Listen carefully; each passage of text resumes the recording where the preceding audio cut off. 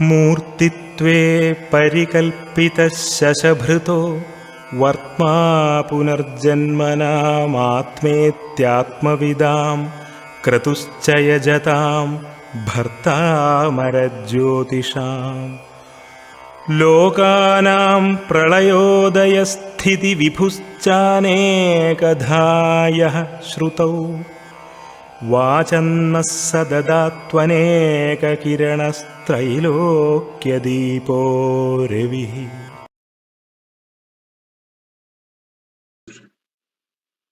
അപ്പോൾ നമ്മൾ കഴിഞ്ഞ ക്ലാസ്സിൽ ഒരു എക്സാമ്പിൾ തന്നിരുന്നു എന്ന് തോന്നുന്നു. തന്നിട്ടുണ്ടല്ലോ? ഉണ്ട് സാർ. അത് എല്ലാവർക്കും ഓർമ്മയുണ്ടോ? ഞാൻ ഒന്ന് വായിക്കട്ടോ, ഒന്ന് ആ എക്സാമ്പിൾ ഒന്ന് വായിക്കട്ടോ, എല്ലാവരും ഒന്ന് നോക്കിക്കൊള്ളുവോ? Okay sir. ശരി. അതായത് അത് എന്നെ ടെലഫോണിലൂടെ വിളിച്ചത് 17/4/24 8:56 PM. അത് തന്നെയല്ലോ എക്സാമ്പിൾ? ആ എക്സാമ്പിൾ തന്നെയല്ലോ?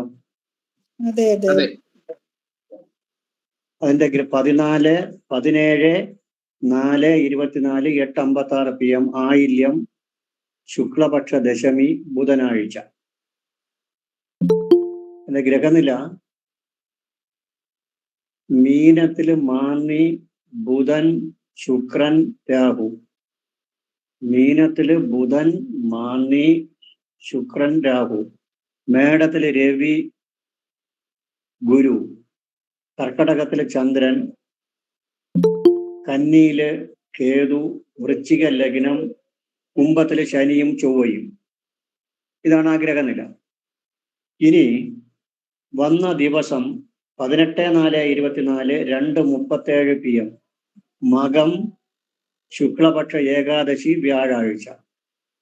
അതും ഗ്രഹനിലയൊക്കെ ഇതുപോലെ തന്നെ. മീനത്തില് ബുധൻ, ശുക്രൻ, സർപ്പൻ. മേടത്തില് രവി, ഗുരു. മിഥുനത്തില് മാന്നി. ലഗ്നം ചിങ്ങം. ചിങ്ങത്തില് ലഗ്നവും ചന്ദ്രനും. ശരിയല്ലേ? ശരി തന്നെ. അതെ, ശരിയാണ്. ആരൂടെ അവിടെ തന്നെയല്ലോ? അതെ അതെ അതെ സർ. ആരൂടെ അവിടെ തന്നെ. ശിഖി കന്നിയില്, കുംഭത്തില് ശനിയും ചൊവ്വയും. അപ്പോഴാദ്യം നമുക്ക് ആ വിളിച്ച സമയം അനുസരിച്ചുള്ളത് നോക്കാം. ആ വിളിച്ച സമയം രാത്രിയാണ് വിളിക്കുന്നത്. അപ്പോൾ ലേറ്റാണ്, വളരെ ലേറ്റായിട്ടാണ് വിളിക്കുന്നത്. രാത്രി ശരിക്കും പറഞ്ഞാൽ നമ്മളെ ഭക്ഷണമൊക്കെ കഴിയുന്ന സമയമായി. ഭക്ഷണം വരെ കഴിഞ്ഞിട്ട് ഉറങ്ങാൻ കിടക്കുന്ന സമയത്ത്, അല്ലെങ്കിൽ ഉറങ്ങേണ്ട സമയമാകുന്ന സമയത്തൊക്കെയാണ് വിളിക്കുന്നത്. അപ്പോൾ നമുക്ക് ചെയ്തു തീർക്കാം, നേരത്തെ ചെയ്തു തീർക്കേണ്ട എന്തോ ഒരു കാര്യമുണ്ട്, പെൻഡിങ് ആണ്. അപ്പോഴാദ്യം അറിയേണ്ടത് പ്രശ്ന ഉദ്ദേശം എന്തായിരിക്കും, അതാണ് ആദ്യം അറിയേണ്ടത്. അത് ആ വിളിച്ച സമയത്തുള്ള ഗ്രഹനില നോക്കിയിട്ട് ആർക്കെങ്കിലും പറയാൻ പറ്റുമോ? പ്രശ്ന ഉദ്ദേശം എന്തായിരിക്കും എന്നുള്ളത്. എന്തൊക്കെ സാറേ ഇത് പറഞ്ഞിരുന്നു, വിവാഹ പ്രശ്നമാണെന്ന് പറഞ്ഞു. നമ്മളത് കുറച്ച് ഡിസ്കസ് ചെയ്തതാണ്. അത് കഴിഞ്ഞിട്ട് പിന്നെ ഒരു ഗ്രഹനില ഇട്ടായിരുന്നു 31/10/1979 11:50 AM. ഓ അത് തന്നെ. ജാതകമാണ് സ്ത്രീയുടെ. ജാതകത്തിനെ ഡിസ്കസ് ചെയ്തോ? ഇത് നോട്ടായിട്ട് എഴുതിയോ? ജാതകം ഡിസ്കസ് ചെയ്തിട്ടില്ല. ഇതിന്റെ നോട്ട് എഴുതിയോ? സാറേ ഇല്ല, പറഞ്ഞു പോയതേ ഉള്ളൂ. പറഞ്ഞു. അപ്പോഴേ ലൈറ്റായിട്ട് ഒന്നുകൂടി സ്പീഡാ പറഞ്ഞുകൊണ്ട് പോയിട്ട് നോട്ട് എഴുതാം. സ്പീഡായിട്ട് ഒന്നുകൂടി പറഞ്ഞിട്ട് ഒരു 5 മിനിറ്റ് കൊണ്ട് പറഞ്ഞ് തീർത്തിട്ട് നോട്ട് എഴുതാം. നോട്ട് എഴുതിയിട്ട് നമുക്ക് വേറെ കാര്യങ്ങളൊന്ന് ഡിസ്കസ് ചെയ്യാം. അതായത് വൃശ്ചികമാണ് ലഗ്നം. വ്യക്തമായിട്ട് നോക്കിക്കൊള്ളണം. വൃശ്ചികമാണ് ലഗ്നം. ലഗ്നാധിപൻ നിൽക്കുന്നത് 4-ല്. അപ്പോൾ 4-ാം ഭാവ സംബന്ധമായ ഒരു വിഷയം ഉണ്ടെന്നർത്ഥം. വാഹനമാകാം, വീടാകാം, വസ്തുവാകാം, ഇങ്ങനെയുള്ള കാര്യങ്ങളൊക്കെ വന്നേക്കാം. 4-ാം ഭാവ സംബന്ധമായത്. ആ ചൊവ്വ 4-ൽ നിന്നും കൊണ്ട് ചൊവ്വയ്ക്ക് 7-ല് ദൃഷ്ടിയുണ്ട്. നോക്കണം, ചൊവ്വ നിൽക്കുന്ന സ്ഥലത്തിന് 4-ല് ദൃഷ്ടി, അപ്പോൾ 7-ല് ദൃഷ്ടി. അപ്പോൾ 7-ല് ദൃഷ്ടി പതിക്കുന്നുണ്ട്. 7-ാം ഭാവ സംബന്ധമായ ഒരു വിഷയമാകാം. ചൊവ്വയ്ക്ക് 10-ല് ദൃഷ്ടിയുണ്ട്. 10-ാം ഭാവ സംബന്ധമായ വിഷയമാകാം. ഇതിനൊക്കെ ചാൻസ് ഉണ്ട്. വേറെ ഒരു പ്രത്യേകത ആ ഗ്രഹനിലയ്ക്കുണ്ട്. അത് കഴിഞ്ഞ ക്ലാസ്സിൽ പറഞ്ഞിരിക്കില്ല. നമുക്ക് ലഗ്നത്തിന്റെ 4-ലാണ് ശനിയും ചൊവ്വയും നിൽക്കുന്നത്. അപ്പോൾ 4-ല് 2 പാപഗ്രഹം, ചൊവ്വയ്ക്ക് 7-ല് ദൃഷ്ടി, അപ്പോൾ 7-ല് പാപഗ്രഹം, 10-ല് ദൃഷ്ടി, അപ്പോൾ 10-ല് പാപഗ്രഹം, ലഗ്നത്തിൽ ശനിയുടെ ദൃഷ്ടി. അപ്പോൾ ലഗ്നം 4, 7, 10 4 കേന്ദ്രവും പാപന്മാരായി. നോക്കണം, 4 കേന്ദ്രവും പാപന്മാരായി കഴിഞ്ഞു. ശ്രദ്ധിച്ചാൽ മനസ്സിലാവുന്നുണ്ടോ?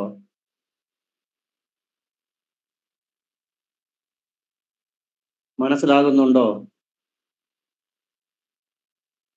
4-ന് 2 പേര് കിട്ടിയല്ലോ. 4-ന് 2 പാപന്മാരുണ്ടല്ലോ. 7-ല് ചൊവ്വയ്ക്ക് ദൃഷ്ടിയുണ്ട്, അപ്പോൾ 7-ൽ ഒരു പാപനായി. 10-ല് ചൊവ്വയുടെയും ശനിയുടെയും ദൃഷ്ടിയുണ്ട്, 10-ല് പാപനായി. ലഗ്നത്തില് ശനിക്ക് ദൃഷ്ടിയുണ്ട്, അപ്പൊ ലഗ്ന കേന്ദ്രങ്ങളായ 1, 4, 7, 10-ല് പാപഗ്രഹം. അവിടെ ഒരിടവും ശുഭഗ്രഹങ്ങളുടെ ദൃഷ്ടിയോ യോഗമോ ഒന്നുമില്ല. ഇത് കടുത്ത ദോഷമാണ്, ആയുസിന് വരെ ബുദ്ധിമുട്ടെന്നാണ്. ആയുസിന് വരെ ബുദ്ധിമുട്ടുണ്ടെന്നാണ് ഇതിന്റെ സൂചന. കേന്ദ്രങ്ങളെല്ലാം പാപന്മാര് കൈയടക്കി. ഇനി നമ്മളെ നമ്മൾ വന്ന സമയം ചിങ്ങ ആരൂഢമാണ് കിട്ടിയത്. ചിങ്ങ ആരൂഢവും ചിങ്ങ ലഗ്നവും ചന്ദ്രനും. അവിടെ നോക്കണം, ശനിയും ചൊവ്വയും എവിടെ നിൽക്കണം നോക്കണം. 7-ല് 7-ല് നിന്നും കൊണ്ട് എവിടെയൊക്കെ ദൃഷ്ടി? ലഗ്നത്തിൽ ദൃഷ്ടിയുണ്ട് 2 പേർക്ക്, അപ്പൊ ലഗ്നമായി 7ആയി. ശനിക്ക് വൃശ്ചികത്തിലെ ദൃഷ്ടി, വൃശ്ചികം 4, ചൊവ്വയ്ക്ക് 4-ല് ദൃഷ്ടി, 7-ല് ദൃഷ്ടി, ചൊവ്വ നിൽക്കുന്നിടത്തിന് 4 ദൃഷ്ടി. അപ്പോൾ അവിടെയും 4 കേന്ദ്രങ്ങളും ചൊവ്വയും ശനിയും കൂടി കീഴടക്കി. അവിടെയും കേന്ദ്രത്തിൽ ഒരു ശുഭന്മാരും ഇല്ല. 4 കേന്ദ്രം. ഒന്ന് നോക്കണം, ഭംഗിയാ നോക്കണം. 7-ല് ശനിയും ചൊവ്വയും നിൽപ്പുണ്ട്, അപ്പോൾ ലഗ്നത്തിലെ ദൃഷ്ടി, അപ്പോൾ ലഗ്നവും 7ഉമായി. ലഗ്നത്തിന്റെ 10-ല് ചൊവ്വയ്ക്ക് ദൃഷ്ടിയുണ്ട്, ലഗ്നത്തിന്റെ 4-ല് ശനിക്ക് ദൃഷ്ടിയുണ്ട്. അപ്പൊ 4, 7, 10 ലഗ്നം എല്ലായിടവും ശനിയുടെയും ചൊവ്വയുടെയും ബന്ധമായി. ഒരു കടുത്ത ദോഷമാണ്. പിന്നെ നമ്മൾ വിളിച്ച സമയത്തിൽ ചന്ദ്രൻ നിൽക്കുന്ന എവിടെ നോക്കണം? 17-4 ഗ്രഹനില. ചന്ദ്രൻ ബാധാസ്ഥാനത്താണ്. ചന്ദ്രൻ ബാധാസ്ഥാനത്ത് വന്നാൽ ദുർഗാ കോപമെന്നാണ്. ബാധക സ്ഥാനകെ സൂര്യെ ശൈവഭൂതാദിപീഡിത. ബാധക സ്ഥാനകെ ചന്ദ്രേ ദുർഗാകൃതം രോഗം ധർമ്മദേവകൃതം ഗതം എന്നാണ്. ദുർഗയുടെയോ അല്ലെങ്കിൽ ധർമ്മദേവത എന്ന് വെച്ചാൽ പരദേവത, തന്റെ കുടുംബ ദേവതയായ ദുർഗയുടെ കോപമുണ്ടെന്നർത്ഥം. അപ്പോഴതിനെ പരിഹരിക്കണം. പിന്നെ ലഗ്നാധിപൻ 4-ൽ നിൽക്കുമ്പോഴും ഭൂമി സംബന്ധമായ ഒരു വിഷയമുണ്ട്. ഈ ദുർഗയുടെയൊക്കെ ക്ഷേത്രങ്ങളൊക്കെ നേരത്തെ അവിടെ ഉണ്ടായിരുന്നിരിക്കും, മുൻകാലങ്ങളിൽ ഉണ്ടായിരുന്നിരിക്കും. അതാണ് അങ്ങനെ വരാൻ കാരണം. ലഗ്നാധിപൻ 4-ൽ നിൽക്കുമ്പോഴും 4-ാം ഭാവം ഭൂമി സംബന്ധമായ എന്തോ ഒരു വിഷയമുണ്ട്. അത് ഈ ദുർഗയെ പണ്ട് അവിടെ വെച്ച് പൂജിച്ചിട്ട് ഉപേക്ഷിച്ചിട്ട് പോയി. അവർ പിന്നെ ക്രിസ്ത്യൻസ് ആയി. അപ്പോൾ നേരത്തെ ഇവരുടെ മുൻഗാമികൾ വച്ച് പൂജിച്ചു പോയിരിക്കും. അതാണ് ഭൂമി സംബന്ധമായ വിഷയം. കാരണം ലഗ്നാധിപൻ 4-ൽ നിൽക്കുമ്പോഴും ഭൂമി സംബന്ധമായ ഒരു ഇടപാടുണ്ട്. അത് ഈ ദുർഗ ആ ഭൂമിയിലുള്ളതായിരിക്കാം. ഭൂമിയായിട്ട് ബന്ധപ്പെട്ട് വീടിൽ വെച്ച് വീടുമായിട്ട് ബന്ധപ്പെട്ട് പരദേവതയായിട്ട് ആചരിച്ചു പോയതായിരിക്കും. അതാണ് അങ്ങനെ വന്നത്. പിന്നെ ഈ ചൊവ്വയ്ക്ക് 7-ല് ദൃഷ്ടിയുണ്ട്. നമ്മളെ ചോദ്യം മാരേജ് ആണ് പ്രശ്നം. ആ ലഗ്നാധിപന് 7-ല് ദൃഷ്ടി കിടക്കുന്നു. അപ്പോൾ മാരേജുമായിട്ട് ബന്ധപ്പെട്ട കാര്യം അവിടെ വന്നു കഴിഞ്ഞു. അപ്പോൾ ഇതൊക്കെ പരിഹരിക്കണം. ഇനി നമ്മൾ പിന്നെ വന്ന് പിറ്റേ ദിവസം 18-4 ഗ്രഹനില നോക്കണം.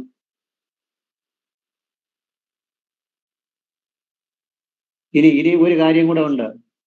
മാന്യ രാശീശൻ ഗുരുവിന്റെ രാശിയിലാണ് മാന്യ നിൽക്കുന്നത്. ഗുരുവിന്റെ രാശിയിൽ മാന്യ നിന്ന് കഴിഞ്ഞാല് രക്ഷസിന്റെ ദോഷം പറയാം. ആ ഗുരു വന്നിട്ട് 6-ല് പോവുകയും ചെയ്തു.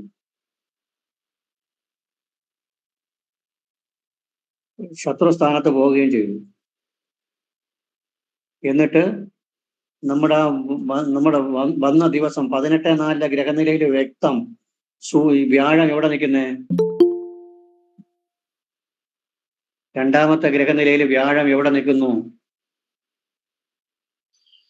6-ല് ബാധാസ്ഥാനത്ത് നിൽക്കുന്നു. ബാധാസ്ഥാനത്ത് വ്യാഴം വന്നാൽ തന്നെ രക്ഷസ്. ഇനി നമ്മൾ വേറെ ഒരു കാര്യം പഠിച്ചു. ചൊവ്വയുടെ രാശി ബാധാരാശിയാവുകയും അവിടെ സൂര്യൻ നിൽക്കുകയും ചെയ്താൽ പിതൃകോപം. ചിങ്ങ ലഗ്നത്തിന്, ചിങ്ങ ആരൂഢത്തിന് മേടം ബാധാരാശിയാണ്, അതിന്റെ 9 ബാധാരാശി. അപ്പോൾ ചൊവ്വയുടെ രാശിയാണ് ബാധാരാശിയായത്. ചൊവ്വയുടെ രാശി ബാധാരാശിയാവുകയും അവിടെ സൂര്യൻ നിൽക്കുകയും ചെയ്താൽ പിതൃകോപം. പിതൃകോപം അതിശക്തമാണ്.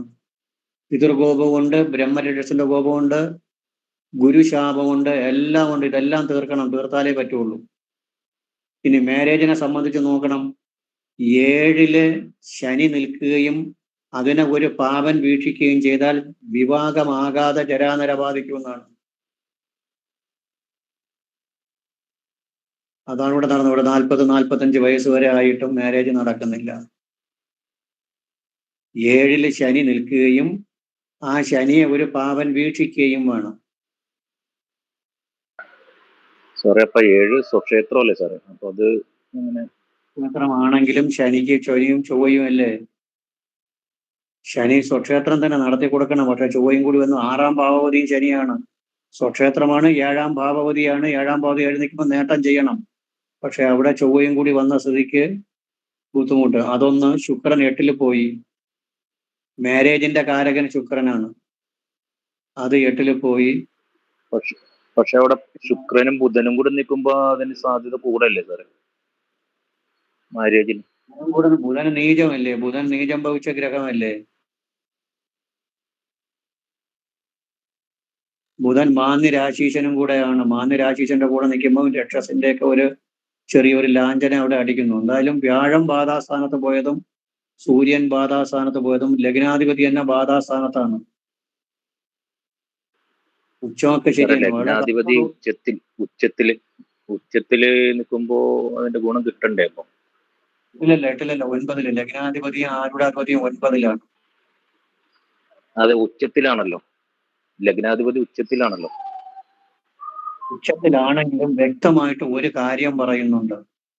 ചൊവ്വയുടെ രാശി ബാധാരാശിയാവുകയും അവിടെ സൂര്യൻ നിൽക്കുകയും ചെയ്താൽ പിതൃശാപം ഉണ്ടെന്നാണ് പറയുന്നത്. അത് നമ്മൾ ഡിസ്കസ് ചെയ്യേണ്ട ഒരു വിഷയമാണ്.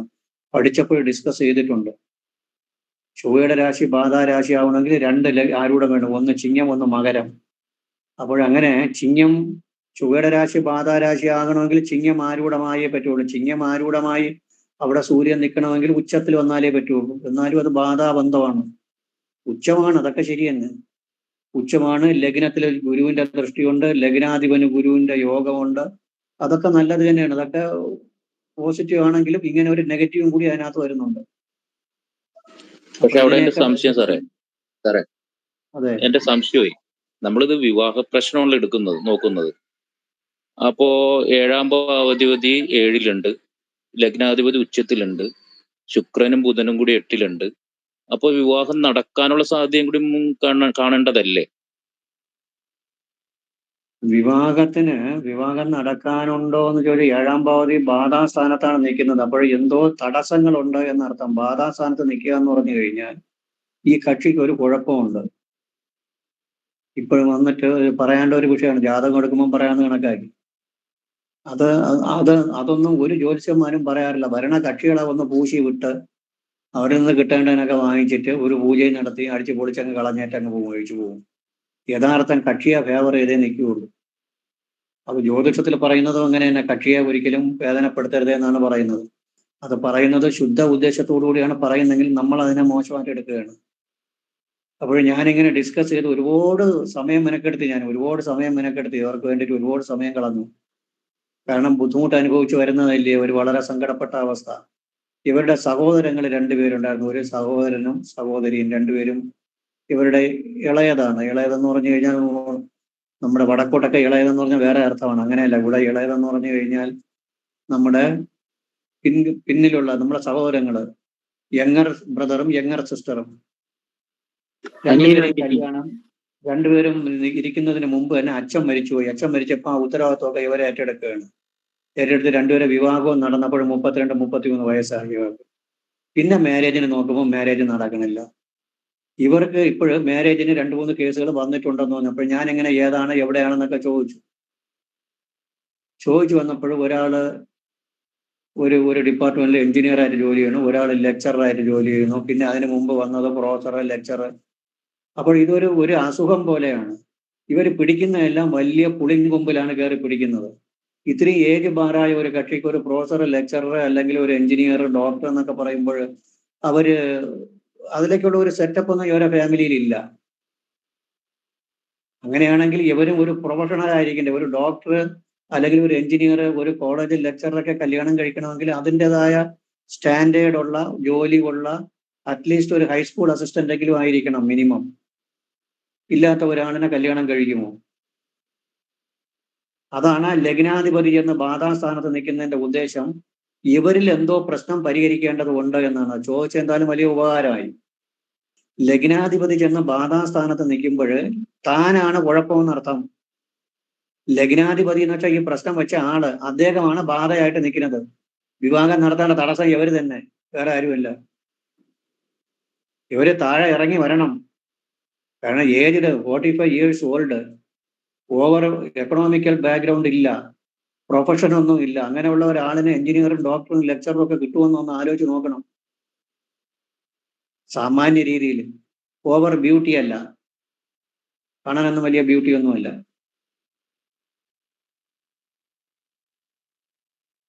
അതാണ് ആ ലഗ്നാധിപതി ചെന്ന് ബാധാസ്ഥാനം. ഉച്ചമാണ്, ലഗ്നാധിപതി സ്ട്രോങ് ആണ്. നിങ്ങൾ പറഞ്ഞിട്ട് ശരി തന്നെ. 9 വ്യാഴം നിൽക്കുന്നതിന് ബാധയായതൊക്കെ ശരി തന്നെ. 9 വ്യാഴം നിൽക്കുന്നതിന് സമാധാനം പറയണം. 9 വ്യാഴം നിൽക്കുകയാണ്, നല്ല ഈശ്വരാനുഗ്രഹമാണ്. ആ വ്യാഴത്തിന് ലഗ്നത്തിൽ ദൃഷ്ടിയുണ്ട്. ലഗ്നാധിപതിക്ക് ഉച്ചം, 7ാം ഭാവപതി സ്വക്ഷേത്ര ബലവാനാണ്. അതിന് സമാധാനം പറഞ്ഞേ പറ്റുള്ളൂ. പക്ഷേ അതിനെല്ലാം തടസ്സം നിൽക്കുന്ന ഈ സ്വന്തം ആളാണ്. ഈ ആളാണ് തടസ്സം നിൽക്കുന്നത്. ഇവര് താഴെ ഇറങ്ങി വന്നാൽ ഇവരെ വിവാഹം നടക്കും, ഒരു തെറ്റുമില്ല. പക്ഷേ ഈ പറഞ്ഞതുപോലെ വലിയ പുളിയും കൊമ്പിലൊക്കെ കയറി പിടിച്ചാൽ നടക്കൂല. ഏജ് പോയി.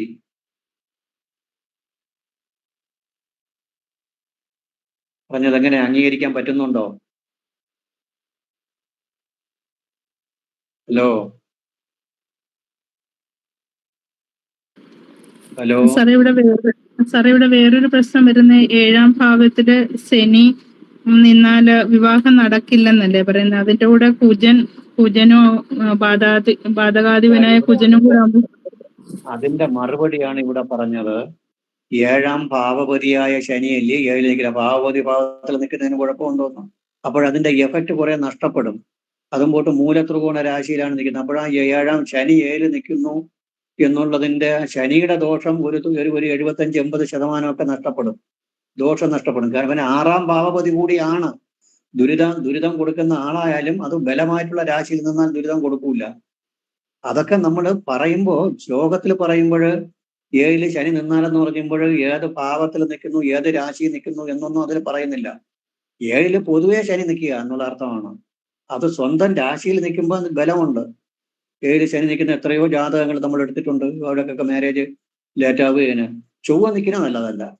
ചൊവ്വ യോഗ കാരകനൊക്കെ ശരി തന്നെ, ചൊവ്വ നിൽക്കുന്നത് നല്ലതല്ല. അപ്പോൾ അതിൻ്റെതായ ഒരു ദോഷം വരും.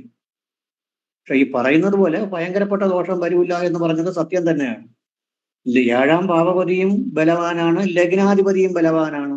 രണ്ടും നല്ല ഭാവങ്ങളിലാണ് നിൽക്കുകയും ചെയ്യുന്നത്. ഒരാള് 7ൽ തന്നെ നിൽപ്പുണ്ട് കേന്ദ്രത്തിൽ, ഒരാൾ ത്രികോണത്തിൽ നിൽപ്പുണ്ട്.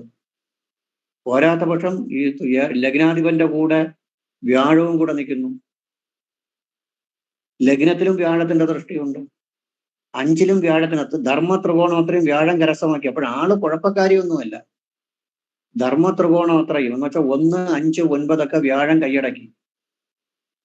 ലഗ്നത്തിൽ വ്യാഴത്തിന്റെ ദൃഷ്ടി, ലഗ്നാധിപന് വ്യാഴത്തിന്റെ ദൃഷ്ടി, ലഗ്നാധിപന് ഉച്ചം, 1, 5, 9 ഒക്കെ വ്യാഴം. 1, 5, 9 വേറെ.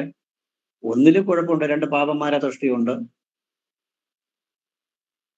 പക്ഷെ ഇവരുടെ ഞാൻ പതുക്കെ ചോദിക്കുകയും ചെയ്തു, കുറച്ചുകൂടെ ഒന്ന് ഡൈല്യൂട്ടായിട്ട് കുറെ കൂടെ ഏതെങ്കിലും ഉള്ള പോസ്റ്റിംഗ് ഉള്ളതൊക്കെ നോക്കിയാൽ പോരെ എന്ന് പതുക്കെ ചോദിച്ചു, വളരെ വിഷമപ്പെടുത്താതെ.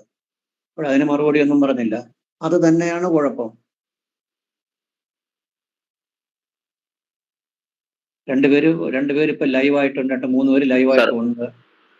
അതെ സാറേ, പിന്നെ വേറൊരു സംശയം, ഈ ശുക്രനും സർപ്പനും കൂടെ നിൽക്കണ്ടല്ലോ. അപ്പോ അന്യമതസ്ഥരിൽ നിന്നുള്ള വിവാഹാലോചന, പ്രേമോ അങ്ങനെ എന്തെങ്കിലും വരാനുള്ള സാധ്യത ഇല്ലേ? അഷ്ടമത്തിനും അഷ്ടമാധിപതിക്കും പാപബന്ധമുണ്ടെങ്കിൽ അന്യമതത്തിൽ നിന്ന് വിവാഹം നടക്കാം. ട്രഡിഷൻ വിട്ടുള്ള വിവാഹം. എട്ടാം ഭാവത്തിനും എട്ടാം ഭാവപതിക്കും. എട്ടാം ഭാവത്തില് രാഹു മാത്രമേ ഉള്ളൂ. രണ്ട് ശുഭന്മാരാണ് നിൽക്കുന്നത്. വേറെ ബുധൻ നീചമാണ്, അല്പ ബലമില്ലെങ്കിലും ശുക്രനുണ്ട് സ്ട്രോങ് ആയിട്ട്. എട്ടാം ഭാവപതിക്ക് സൂര്യന്റെ യോഗമുണ്ട്, ശനിയുടെ ദൃഷ്ടിയുമുണ്ട്. അത് ശരിയാണ്. എട്ടാം ഭാവം കുഴപ്പമില്ല, നടന്നുകൂടായികയില്ല എന്നില്ല. പക്ഷെ എട്ടാം ഭാവപതി വ്യാഴം സൂര്യന്റെ കൂടെ അവിടെ ശനിയുടെ ദൃഷ്ടിയുണ്ട്. അത് ശരി തന്നെയാണ്. എട്ടാം പാപത്തില് രണ്ട് ശുഭനാണ് നിൽക്കുന്നത്. ഒരു പാപനും രണ്ട് ശുഭൻ.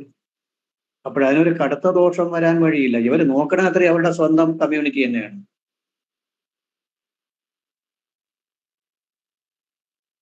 ഇത് നമ്മൾ ഇത്ര ഓപ്പണായിട്ട് നിങ്ങളാണ് നിങ്ങൾക്ക് തടസ്സം നിൽക്കുന്നതെന്നൊക്കെ ഓപ്പണാ പറയാൻ നിന്ന് കഴിഞ്ഞാൽ വിവരമുള്ളവരാണെങ്കിൽ നമുക്കൊന്നും അറിഞ്ഞുകൂടാന്ന് പറയുകയുള്ളൂ. അപ്പോൾ നമ്മൾ ധൈര്യമായിട്ട് പറയണം. പറയേണ്ടത് കുറച്ചൊന്ന് ഡൈല്യൂട്ടായിട്ട് അല്പം കൂടെ ചെറിയ കേസുകൾ നോക്കിക്കഴിഞ്ഞാൽ പെട്ടെന്ന് നടക്കും, വലിയ ടോപ്പ് ലെവലിലൊക്കെ ഉള്ളത് നോക്കുന്നതാണ് നടക്കാത്ത എന്ന് പറയണം. പറയാതിരിക്കാൻ പറ്റൂല. കാരണം നമുക്ക് സഹായിച്ചേ പറ്റുള്ളെങ്കിൽ പറഞ്ഞേ പറ്റുള്ളൂ. സാമാന്യ ലെവലിൽ വരുമ്പോഴേ നമ്മളിപ്പോൾ ഒന്നൊരു കോളേജ് പ്രൊഫസേഴ്സ് എന്നൊക്കെ പറഞ്ഞു കഴിഞ്ഞാൽ, അസിസ്റ്റന്റ് പ്രൊഫസർ എന്നൊക്കെ പറഞ്ഞു കഴിഞ്ഞാൽ നമുക്കറിയാം അവർ ആവശ്യമില്ലാതെ സംസാരിക്കുകയോ അല്ലെങ്കിൽ ആവശ്യമില്ലാത്ത ഒരു പിണക്കത്തിനോ ഒരാളെ വിഷമപ്പെടുത്താനൊന്നും പോകില്ല. അവരൊരു ടോപ്പ് ലെവലിലേ നിൽക്കുകയുള്ളൂ. അവരുടെ ക്യാരക്ടറും മനസ്സിലുള്ള കാര്യവും മനസ്സിലാക്കാൻ തന്നെ നമുക്ക് ബുദ്ധിമുട്ടുണ്ടാവും. ടോപ്പ് ലെവലുള്ള ബാങ്ക് ഓഫീസേഴ്സ്, സെക്രട്ടേറിയറ്റിൽ ഉയർന്ന ജീവനക്കാർ, ഹൈസ്കൂൾ ഹെഡ് മാസ്റ്റേഴ്സ്, പ്രിൻസിപ്പൽമാര്, എഞ്ചിനീയേഴ്സ്, ഡോക്ടേഴ്സ്, സിവിൽ സർജന്മാർ, ഇവരൊക്കെ എന്ന് പറഞ്ഞു കഴിഞ്ഞാൽ ഉന്നത സ്ഥാനങ്ങൾ കരസ്ഥമാക്കുന്നവരാണ്. ഒന്നും വേണ്ട, ഒരു LD ക്ലാർക്കായിരിക്കുന്ന ആള് ഗസറ്റഡ് പോസ്റ്റിൽ പോകുമ്പോൾ LD ക്ലാർക്കായിരുന്നത് പോലെ അല്ല പിന്നെ ഇടപെടുന്നത്. അവരുടെ രൂപത്തിനും ഭാവത്തിനും ഒക്കെ മാറ്റം വരും. അങ്ങനെ ഒരു കാര്യം ഇതിനകത്തുണ്ട്. അപ്പോൾ ഇതൊക്കെ നിങ്ങൾ നോട്ടായിട്ട് എഴുതിക്കൊള്ളുമോ, പറഞ്ഞു തരണോ? പറഞ്ഞു.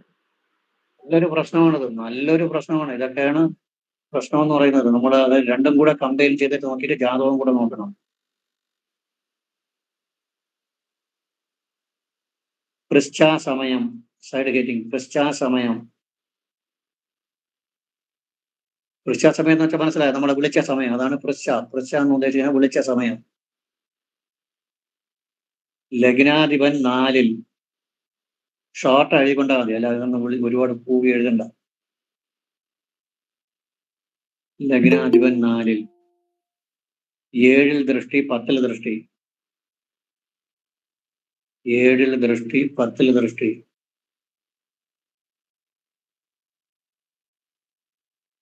7-ൽ ദൃഷ്ടി, 10-ൽ ദൃഷ്ടി.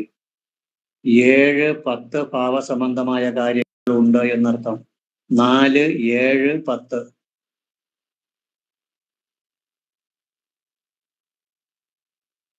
നാല്, 7, 10 സംബന്ധമായ കാര്യങ്ങളുണ്ട്.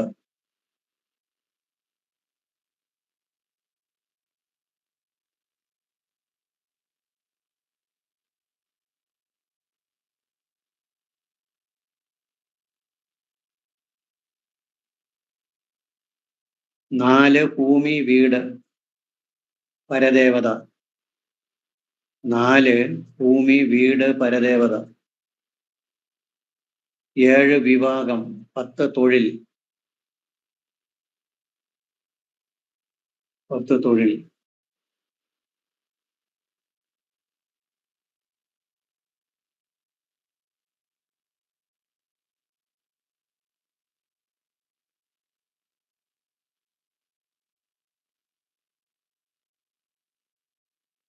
ചൊവ്വയും ശനിയും 4-ൽ.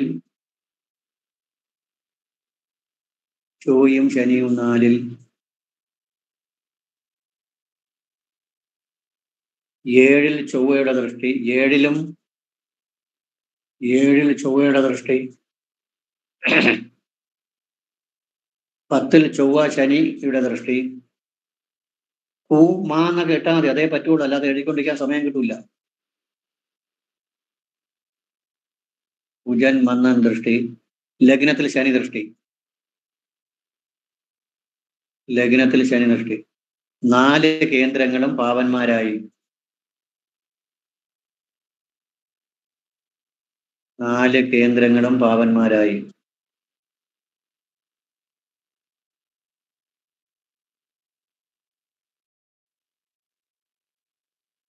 കേന്ദ്രങ്ങളിൽ ശുഭന്മാരാരുമില്ല. കേന്ദ്രങ്ങളിൽ ശുഭന്മാരാരുമില്ല. 10 വ്യാഴത്തിന്റെ ദൃഷ്ടിയുണ്ട്. എന്നാലും നിൽക്കുന്നത് 6-ലാണ്. കേന്ദ്രത്തിലില്ല. കേന്ദ്രത്തിൽ ശുഭന്മാരാരുമില്ല.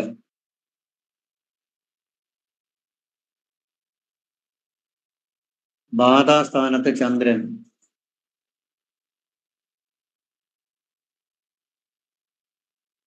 ബാധാസ്ഥാനത്ത് ചന്ദ്രൻ.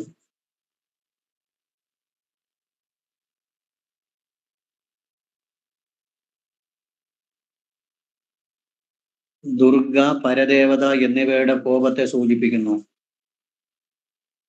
ദുർഗ, പരദേവത എന്നിവരുടെ കോപത്തെ സൂചിപ്പിക്കുന്നു.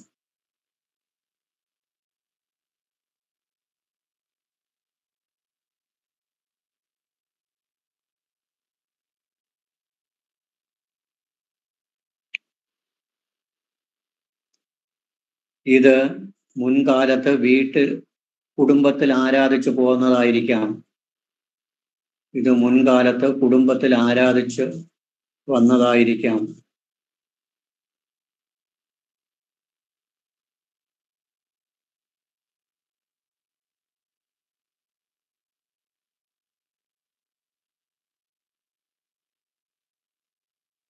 വ്യാഴത്തിന്റെ രാശിയിൽ മാന്യ നിൽക്കുന്നത്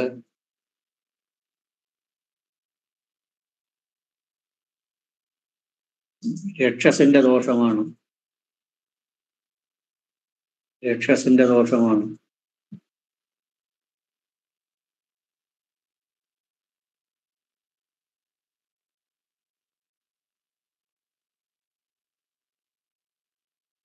പ്രശ്ന ദിവസം, സൈഡ് ഗെറ്റിംഗ് പ്രശ്ന ദിവസം.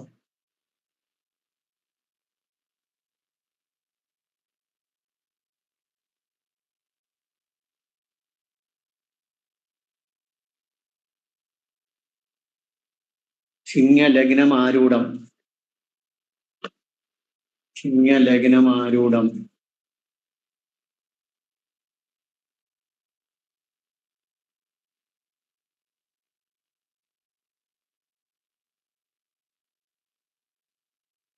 ഏഴിൽ ശനിയോടൊപ്പം ചൊവ്വ നിൽക്കുന്നത് വിവാഹ നടക്കുന്നതിനുള്ള തടസ്സമാണ്. ഏഴിൽ ശനി ചൊവ്വയോടൊപ്പം നിൽക്കുന്നത് വിവാഹം നടന്നു കിട്ടുന്നതിനുള്ള തടസ്സമാണ്.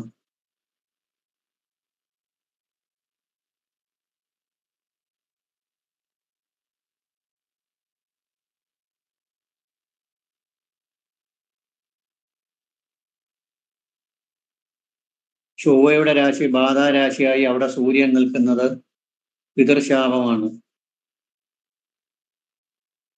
ചൊവ്വയുടെ രാശി ബാധാരാശിയായി അവിടെ സൂര്യൻ നിൽക്കുന്നത് പിതൃശാപമാണ്.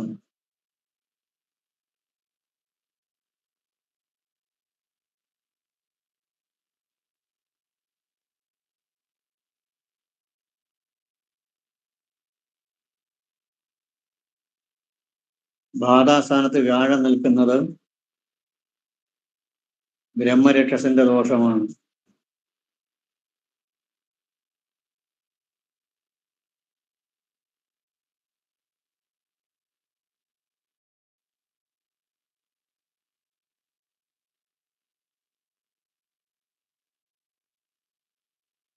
ബാധകാധിപനായ ചൊവ്വ 7-ൽ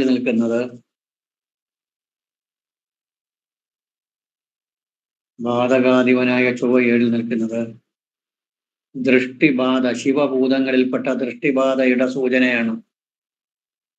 ശിവഭൂതങ്ങളിൽപ്പെട്ട ദൃഷ്ടിബാധയുടെ സൂചനയാണ്.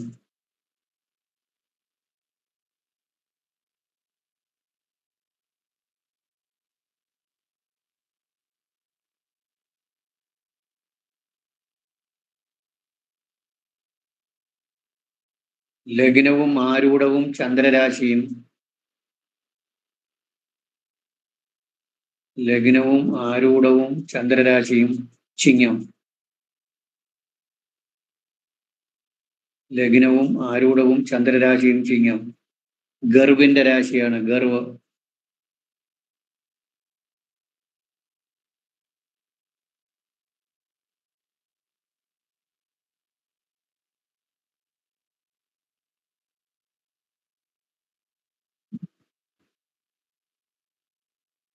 ഗർവിന്റെ രാശിയാണ്. വൈരാഗ്യം സൂക്ഷിക്കുന്ന മനസ്സാണ്. വൈരാഗ്യം സൂക്ഷിക്കുന്ന മനസ്സാണ്.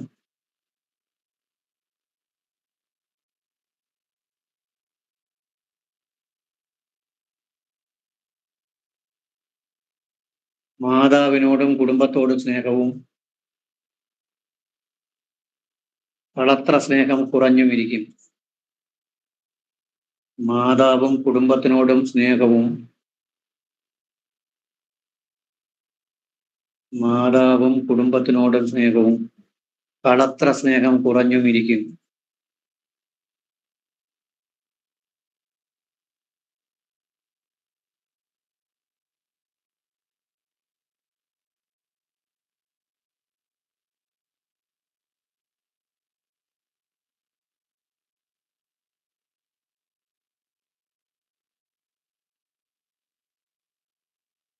ഇനി ബാക്കിയുള്ള കാരണങ്ങളൊക്കെ നിങ്ങൾ കണ്ടുപിടിച്ച് എഴുതിക്കൊണ്ടാവും.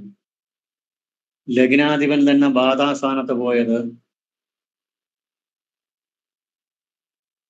ലഗ്നാധിപൻ തന്നെ ബാധാസ്ഥാനത്ത് പോയത്.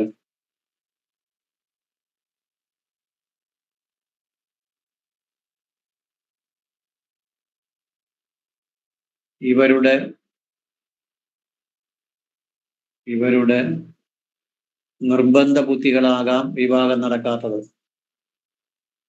നിർബന്ധ ബുദ്ധികളാകാം വിവാഹം നടക്കാത്തത്.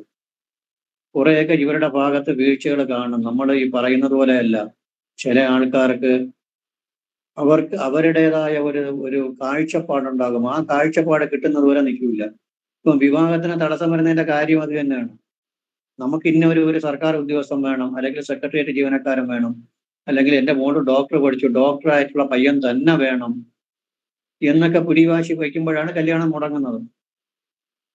അല്പം ഒന്ന് നമ്മൾ ഡൈല്യൂട്ടായി കൊടുത്തു കഴിഞ്ഞാൽ കാര്യം നടക്കും. ഇനി പരിഹാരം വേണ്ടേ? പരിഹാരം വേണോ? പരിഹാരം എന്തൊക്കെ ചെയ്യണം?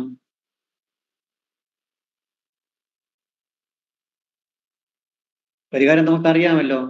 അതിന്റെ പോയിന്റ് മാത്രം പറഞ്ഞാൽ പോരെ? പോയിന്റ് മാത്രം പറഞ്ഞാൽ പോരെ? ഒരു ചാർട്ട് പോലെ എങ്ങനെ? ഒരു ചാർട്ട് പോലെ എഴുതാൻ പറ്റിയ നന്നായി. ചാർട്ട് പോലെ എഴുതാൻ നമ്മൾ ചാർട്ട് എഴുതിയിട്ടുണ്ടല്ലോ, അറിയാമല്ലോ. ഒന്ന് ഗണപതി ഹോമം. ഇതല്ലാതെ ഒന്നും തീരൂല. ഇത് എളുപ്പ പരിപാടിയിലോ ക്ഷേത്രത്തിൽ ചെന്ന് എന്തെങ്കിലും ചെയ്യാനൊന്നും പറ്റിയ ഒരു വിഷയമല്ല. ഇത് കാര്യമായിട്ടുള്ള വിഷയമാണ്. 2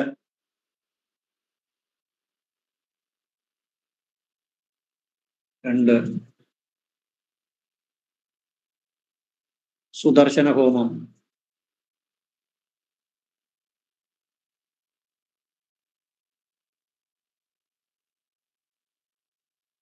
ഇതിൽ മഹാസുദർശന മന്ത്രം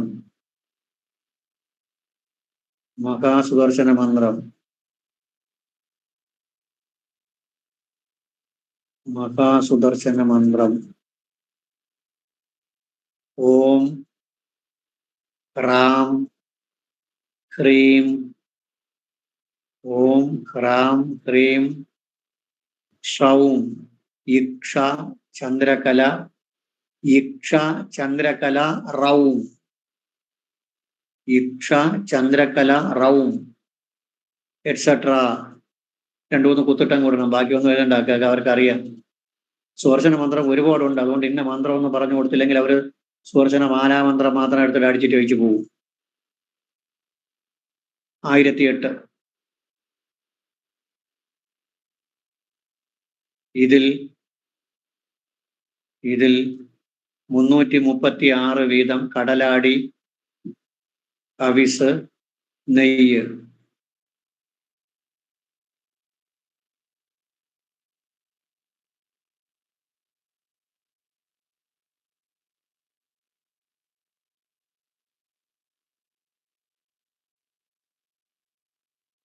കടലാടി, ഹവിസ്, നെയ്യ്.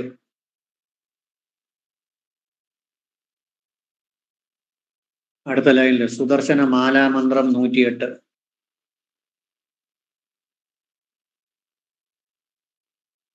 സുദർശന മാലാമന്ത്രം 108. ഗായത്രി 108. ഗായത്രി 108. ഉഗ്ര നരസിംഹം 108. ഉഗ്ര നരസിംഹമൊക്കെ ഈ ബ്രഹ്മരക്ഷസ് ഉള്ളത് കൊണ്ടാണ് ഉഗ്ര നരസിംഹമൊക്കെ പറയുന്നത്. 108. പ്രേതമുക്തി. പ്രേതമുക്തി 1008. ബ്രാക്കറ്റിൽ തിലം, അത് എള്ളിലാണ് ഹോമിക്കേണ്ടത്. തിലം. ആ മന്ത്രം വേണമെങ്കിൽ എഴുതിക്കണം. അനാദി. അനാദി എന്ന് എഴുതിയിട്ടിട്ട് കുത്തിട്ടങ്ങോട്ടാൽ മതി. അനാദി നിതാനന്ദ ചങ്കുചക്ര ഗദാധര അക്ഷയ പുണ്ടരീക അക്ഷപ്രേതമുക്തി പ്രദോഭവ. അനാദി എന്നിട്ട് കുത്തിട്ടങ്ങോട്ടാൽ മതി. ബാക്കി അവർക്കറിയാം.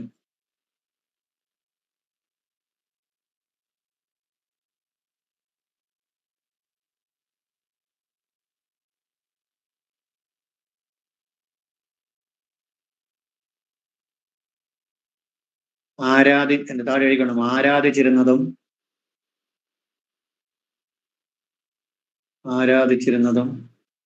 അല്ലാത്തതുമായ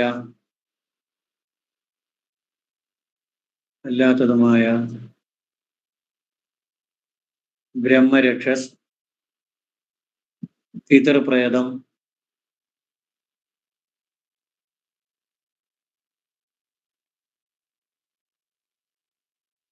പിതൃപ്രേതം, ജ്ഞാത അജ്ഞാത പ്രേതങ്ങൾ എന്നിവയെ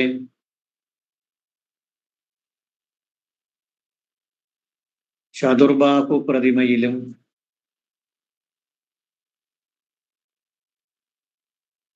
ലക്ഷ്മി നാരായണ പ്രതിമയിലുമായി ആവാഹിച്ച്, ചതുർബാഹു പ്രതിമയിലും ബ്രഹ്മരക്ഷസിനെ ചതുർബാഹു പ്രതിമയിൽ ആവാഹിച്ചാൽ മതിയാവും. അതൊക്കെ അവർ എഴുതുമ്പോൾ അവർക്ക് മനസ്സിലാവും. ചതുർബാഹു പ്രതിമയിലും ലക്ഷ്മി നാരായണ പ്രതിമയിലും ആവാഹിച്ച്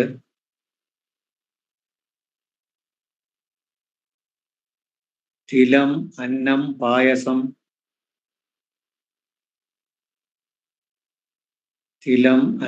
പായസം, നാളികേരം,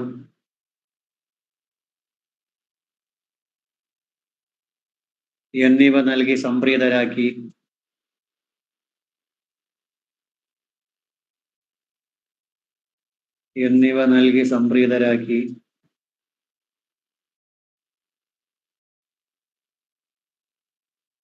പുണ്യാഹം,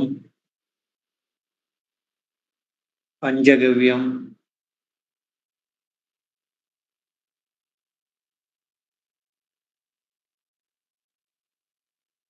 ഹോമസമ്പാദം,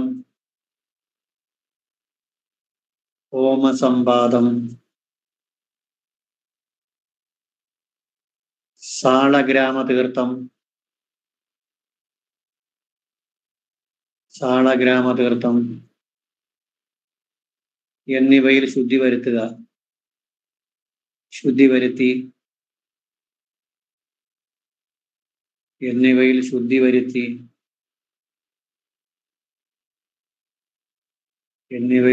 വരുത്തി വിഷ്ണു സഹസ്രനാമം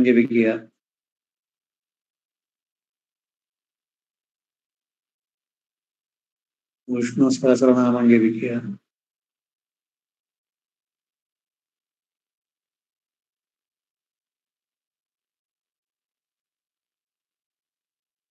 പ്രത്യേകം തയ്യാറാക്കിയ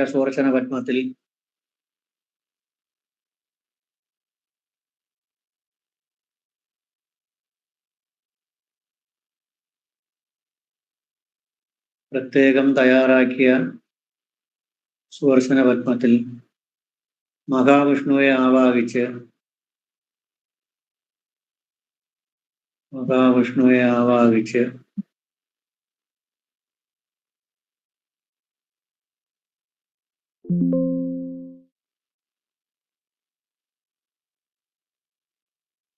ദൈവജ്ഞൻ ഒഴിവ് നോക്കിയ ശേഷം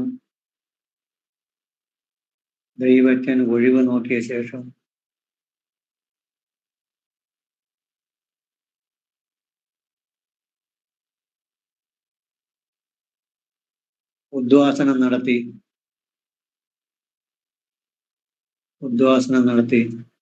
പ്രതിമകൾ ജലനിമജ്ജനം ചെയ്യണം.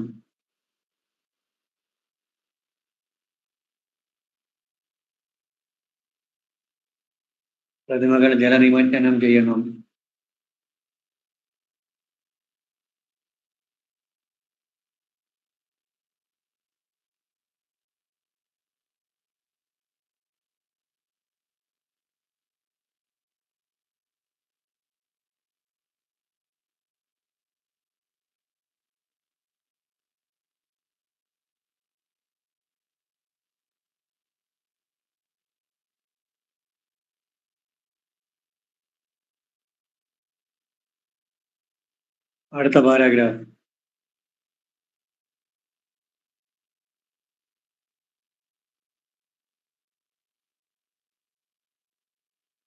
പ്രശ്നത്തിൽ കണ്ട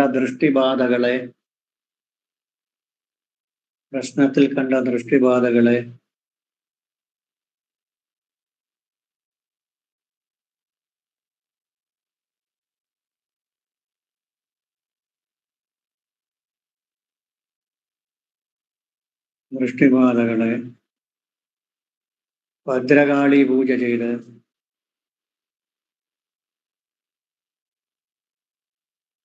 സമഷ്ടിയായി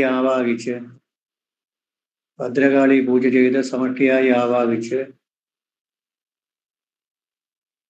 യഥാവിധി ഉച്ചാടനം ചെയ്യണം.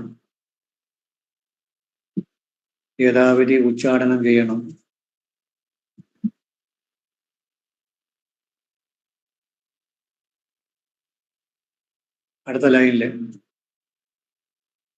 ബാധാസ്ഥാനത്ത്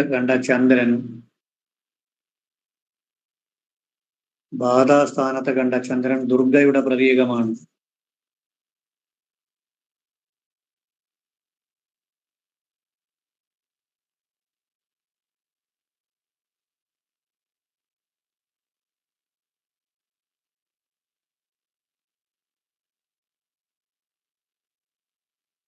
ദുർഗയെ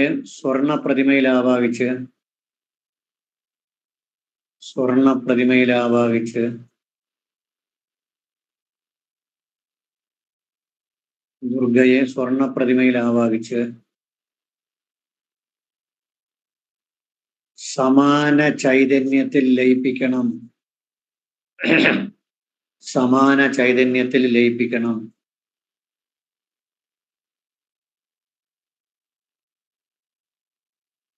ഈ പൂജകളെല്ലാം പകൽ തന്നെ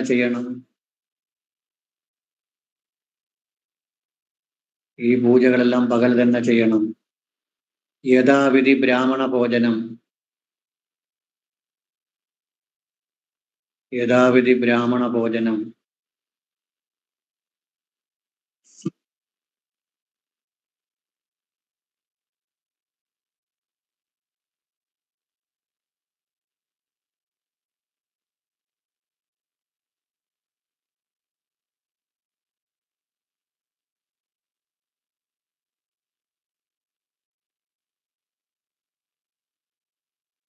ശരി.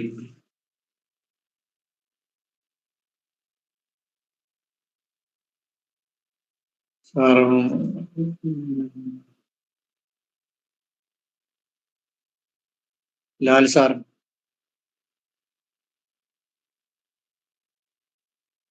സാറുണ്ടോ?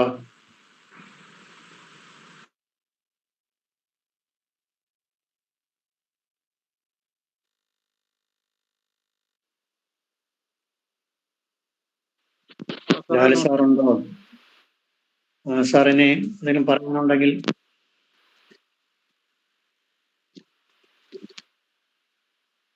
ഹലോ, സാറേ കേൾക്കാം സാർ. ക്ലാസ് ഒരുവിധം ഒരു എക്സാമ്പിളൊക്കെ ആയിക്കാണ്. ഇനി എന്തെങ്കിലും പറയാനുണ്ടെങ്കിൽ. അല്ല, ഇവർക്ക് ഇനി എന്തെങ്കിലും ഇതുമായിട്ട് നമ്മുടെ ഇന്നും കൊണ്ട് ഈ ക്ലാസ് തീരുകയാണ്. അപ്പൊ എന്തെങ്കിലും സംശയങ്ങളൊക്കെ ഉണ്ടെങ്കിൽ സാറിനോട് ഇപ്പൊ ചോദിക്കാം. പിന്നീട് ആണെങ്കിലും ചോദിക്കാം, കുഴപ്പമില്ല. എന്തെങ്കിലും ക്ലിയർ ചെയ്യാനുണ്ടെങ്കിൽ നമുക്കതെല്ലാം ക്ലിയർ ചെയ്യാം. സർ, ഈ പ്രശ്നം നോക്കാൻ വരുന്ന പലർക്കും അവരുടെ ധർമ്മദേവതകൾ നഷ്ടമായിട്ട് ഒരു അവസ്ഥയുണ്ട്. അപ്പൊ അതിന് എന്താ നമുക്ക് പരിഹാരങ്ങൾ നിർദ്ദേശിച്ചു കൊടുക്കാൻ പറ്റുക? ധർമ്മദേവത ജാതകം നോക്കിയാൽ കിട്ടും. പക്ഷെ അതിലൊരു കാര്യം നമ്മൾ ശ്രദ്ധിക്കാനുള്ളത്, ഇപ്പോ എന്നെ സംബന്ധിച്ച് എനിക്ക് ഒരു 60 വയസ്സെന്ന് ഇടുക. അപ്പോൾ എൻ്റെ ജാതകപ്രകാരം 4-ാം ഭാവവും 4-ാം ഭാവപതിയും കൊണ്ട് ധർമ്മദേവതയെ ചിന്തിക്കുക. അത് ഞാൻ ജനിച്ച സമയത്തുണ്ടാകുന്ന ഒരവസ്ഥ, ഭൂമി പ്രദേശവും ധർമ്മദേവതയായിരിക്കാം. അത് എനിക്ക് ഇപ്പോഴും ഉണ്ടാകണം എന്നുള്ള നിർബന്ധമില്ല. പക്ഷെ കുറെ കാലം കഴിയുമ്പോൾ അവിടത്തേക്ക് മാറ്റങ്ങൾ വരാം. ചിലപ്പോൾ അത് ആരെങ്കിലുമൊക്കെ കൈവശമായി പോകാം, ആരെങ്കിലും കൈവശപ്പെടുത്താം, ബന്ധുക്കളിൽ തന്നെ പലരും കൈവശപ്പെടുത്താം.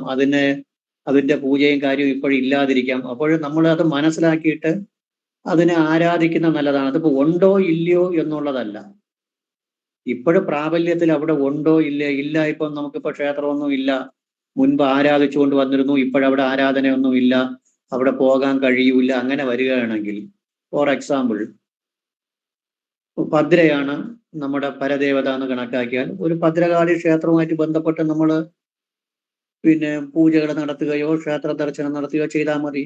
ദുർഗയാണെങ്കിൽ ദുർഗാദേവിയായിട്ട് ബന്ധപ്പെട്ടുള്ള പൂജകളും കാര്യങ്ങളും ചെയ്ത് അങ്ങനെ പോയാൽ മതി. നമ്മുടെ അമ്മയും അച്ഛനും ആരാധിച്ചു പോയിരുന്നതൊക്കെ നമ്മുടെ ധർമ്മദേവത തന്നെയാണ്. അച്ഛൻ അമ്മ മാത്രമല്ല. ഇല്ലാതെ അറിയാമെങ്കിൽ ആ ക്ഷേത്രത്തിൽ പോകുന്നതാണ് നല്ലത്. ക്ഷേത്രത്തിൽ പോയിട്ട് നമ്മൾ അവിടുത്തെ കാര്യങ്ങളൊക്കെ നടത്തണം. പിന്നെ ഒരു കാര്യമുള്ളത്, ഈ കുലദേവത എന്ന് പറഞ്ഞു കഴിയുമ്പോൾ, പണ്ട് തെക്കത് സമ്പ്രദായത്തിലൊക്കെ വരുമ്പോൾ അവിടെ അനാചാരങ്ങൾ ഇഷ്ടംപോലെ ഉണ്ടാവും. മരിച്ചുപോയ ആൾക്കാരെയൊക്കെ വച്ച് പൂജിക്കുക, ക്ഷേത്രത്തിനെ ശ്രദ്ധിക്കാതെയൊക്കെ ഇരുത്തുക എന്ന് പറഞ്ഞു കഴിഞ്ഞാൽ, പരദേവത എന്ന് പറയുമ്പോൾ തെക്കത് സമ്പ്രദായത്തിൽ പൂജ കൊടുക്കുന്നത് കുടുംബത്തിൽപ്പെട്ട ആൾക്കാരായിരിക്കും. കുടുംബത്തിൽ മുതിർന്ന ആളുകളോ നമ്മളെ അമ്മാവനോ പോറ്റിക്കാരണവരോ അച്ഛനോ ഒക്കെ ആയിരിക്കും കൊടുക്കുന്നത്. അപ്പോൾ ഇവർക്ക് പൂജാവിധികളൊന്നും അറിയാൻ കഴിയില്ല. ക്ഷേത്രത്തിൽ നടത്തുന്നത് പോലെ മൂലമന്ത്രവും ക്ഷേത്ര ശുദ്ധിയും പ്രസാദ ശുദ്ധിയും തന്ത്രിയും ഒന്നും കാണൂല. ഇവര് എന്തെങ്കിലുമൊക്കെ പറക്കി കൊടുക്കും. അത് അവരുടെ കുടുംബദേവത എന്ന് ഉദ്ദേശിക്കുന്നത് പലതിനെയും മന്ത്രമൂർത്തിയും യോഗീശ്വരനും ഒക്കെ ആയിരിക്കും, അല്ലെങ്കിൽ ബ്രഹ്മരക്ഷസർക്ക്. അവർക്ക് നമ്മൾ എങ്ങനെയെങ്കിലുമൊക്കെ കൊടുത്താൽ മതി. അവരൊക്കെ പ്രേതാത്മാക്കളാണ്. അത് പറയുന്നതിൽ വിരോധമൊന്നും ഉണ്ടാവരുത്. മനുഷ്യാത്മാക്കളാണ് അവരൊക്കെ. അങ്ങനെയുള്ള പൂജകളാണ് നമുക്ക് കുഴപ്പമുണ്ടാക്കുന്നത്, അല്ലാതെ വേറെ ഒന്നും കുഴപ്പമൊന്നും ഉണ്ടാകുന്നതല്ല. പരദേവത അറിയാമെങ്കിൽ ആ ദേവതയെ പൂജിക്കുക. അത് ദേവനയെ പൂജിക്കാവും, അത് നമ്മൾ അറിഞ്ഞിരിക്കണം. ഇല്ല, അവിടെ ഇപ്പോഴും പഴയ ഒരു സമ്പ്രദായത്തിലാണ് കിടക്കുന്നുണ്ടെങ്കിൽ അതിനെ ഒരു ചെറിയ ക്ഷേത്രമാക്കി മാറ്റി ഒരു പ്രശ്നം വെച്ച് എന്താണ് ദേവത എന്ന് കണ്ടുപിടിച്ച് അതങ്ങനെ ചെയ്യണം. ഏറ്റവും പ്രധാന വിഷയം അതാണ്. നല്ല അറിയപ്പെട്ട ഒരു ജ്യോത്സ്യരെടുക്ക് കൊടുത്ത് അവിടുത്തെ ദേവത എന്തെന്ന് കണ്ടുപിടിച്ച് ചെറിയ രീതിയിൽ ഒരു പീഠം എന്തെങ്കിലും വെച്ച് പൂജിച്ച് എന്തെന്ന് കണ്ടുപിടിച്ച് പോകണം. അറിഞ്ഞുകൂടുന്നുണ്ടെങ്കിൽ പ്രശ്നം വെച്ച് നോക്കിയാൽ മതി. പ്രശ്നം വെച്ച് നോക്കുമ്പോൾ കിട്ടുന്നതിനെ സ്വീകരിക്കുക. അത് തന്നെ, അത്ര തന്നെ, വേറെ ഒന്നുമില്ല. അറിയാമെന്നുണ്ടെങ്കിൽ അതിനെ വെച്ച് പൂജിക്കുക. ഇല്ലെങ്കിൽ ഒരു പ്രശ്നം വെച്ച് നോക്കിയിട്ട് അതിലേക്കുള്ള സാഹചര്യം നമുക്ക് വേണം. കുടുംബത്തിൽ അതിലേക്കുള്ള സൗകര്യം വേണം. നമ്മൾ പറഞ്ഞു കഴിഞ്ഞാൽ അംഗീകരിക്കത്തക്ക ആൾക്കാരുണ്ടാകണം. എങ്കിൽ അങ്ങനെ കണ്ടുപിടിച്ച് അതിനെ ചെറിയ രീതിയിലെങ്കിലും ഒരു ക്ഷേത്രം പോലെ വെച്ച് നല്ല രീതിയിൽ പൂജിച്ച്, അത് പ്രശ്നം വയ്ക്കുമ്പോൾ അതെല്ലാം വരും. അത് മാസത്തേക്ക് ഒരിക്കൽ പൂജയൊക്കെ കൊടുത്താലും മതിയാവും. അതൊക്കെ ഒഴിവ് നോക്കി നമ്മൾ ശരിയാക്കും.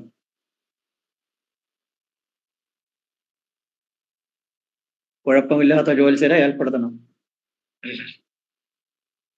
ഇല്ല, അങ്ങനെ ഇല്ല എന്നുണ്ടെങ്കിൽ നമ്മുടെ ജാതകമൊക്കെ നോക്കിയിട്ട് ഏത് ദേവതയാണെന്നോ, അല്ലെങ്കിൽ നമ്മുടെ അമ്മയുടെ അടുത്തോ അച്ഛൻ്റെ അടുത്തോ അമ്മമാരുടെ അടുത്തോ കുടുംബദേവത ഉണ്ടായിരുന്നോ, ഉണ്ടെങ്കിൽ ആരെന്നൊക്കെ ചോദിച്ച് മനസ്സിലാക്കുകയോ, അല്ലെങ്കിൽ ഒരു പ്രശ്നം വെച്ച് നമ്മൾ നോക്കിയാലും മതിയാവും. നമ്മളെ പേഴ്സണലായിട്ട് അറിയാവുന്ന ഒരാളിനെ വെച്ച് ഒരു പ്രശ്നം വെച്ച് നോക്കി ദേവതയാണെന്ന് നോക്കിയാൽ ആ ദേവതയുടെ ക്ഷേത്രവുമായിട്ട് ബന്ധപ്പെട്ട് നമ്മൾ ആരാധിച്ചു പോയാൽ മതി. അതേ വഴിയുള്ളൂ, വേറെ വഴി എന്താണ് ഇരിക്കുന്നത്? ഇപ്പൊ വയ്ക്കുമ്പോൾ പറയാണ് ശ്രീകൃഷ്ണസ്വാമിയാണ് നിങ്ങളുടെ കുടുംബദേവത എന്നുണ്ടെങ്കിൽ ശ്രീകൃഷ്ണസ്വാമി ക്ഷേത്രവുമായിട്ട് ബന്ധപ്പെട്ട് അവിടെ അവിടെ അർച്ചനകൾ നടത്തുക, അവിടെ പോയി അവിടുത്തെ കാര്യങ്ങളിൽ പങ്കെടുക്കുക. മാടൻ തമ്പുരാനാണെന്നുണ്ടെങ്കിൽ ശിവനെ ആരാധിച്ചാൽ മതി. അല്ലെങ്കിൽ ദുർഗയായിരിക്കാം, എന്തോ അതിനെ ആരാധിച്ചു പോകണം. അതേ വഴിയുള്ളൂ.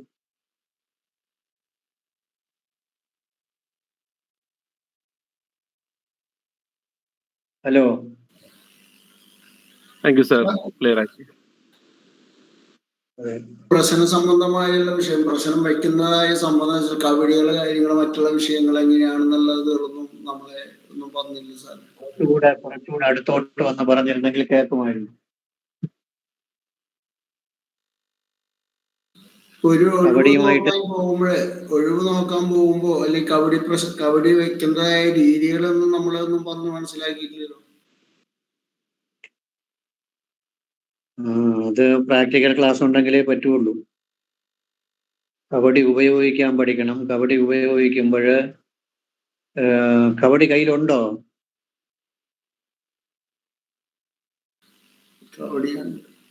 കയ്യിലുണ്ടോ?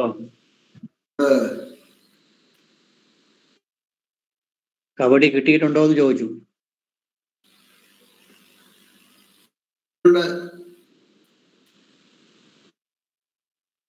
കബഡി ഉണ്ടെന്നുണ്ടെങ്കിൽ നമ്മൾ കബഡി തരുമ്പോഴെല്ലാം പറഞ്ഞു തന്നിരിക്കുമല്ലോ തന്ന ആള്.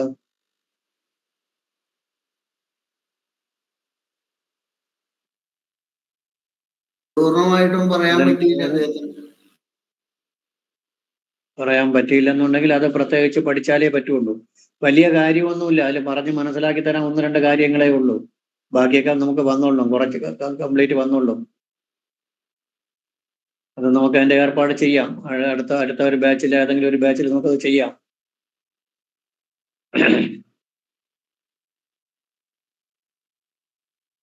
അത് പ്രാക്ടിക്കലായിട്ട് പറഞ്ഞു തന്നാലേ പറ്റുള്ളൂ. കബഡി വെച്ചിട്ട് പറഞ്ഞു തന്നാലേ പറ്റുള്ളൂ, അല്ലാതെ ഓൺലൈനിൽ അത് പറ്റൂല. ഏർപ്പാട് ഇതോടൊപ്പം പ്രാക്ടിക്കൽ ക്ലാസ് ഉണ്ടോ സാറേ? നമ്മളെ കബഡിയും പലകയും നമ്മൾ ഇവിടെ നിന്ന് കഴിഞ്ഞ വിജയദശമിക്ക് കൊടുത്തായിരുന്നു. അന്ന് പഠിച്ചു കഴിഞ്ഞ ബാച്ചുകാർക്ക് കൊടുത്തിരുന്നു. ഇത്തവണയും നമുക്ക് അതുപോലെ കൊടുക്കാൻ ഉദ്ദേശിക്കുന്നുണ്ട്. താല്പര്യമുള്ളവർ അറിയിച്ചു കഴിഞ്ഞാൽ നമുക്ക് കബഡിയും പലകയും നമുക്ക് ഇവിടെ നിന്ന് അറേഞ്ച് ചെയ്ത് തരാം. അതുപോലെ തന്നെ അത് അന്നൊരു ക്ലാസ് വെക്കും, ഒരു 1 ഡേ ക്ലാസ് ഉണ്ടാവും.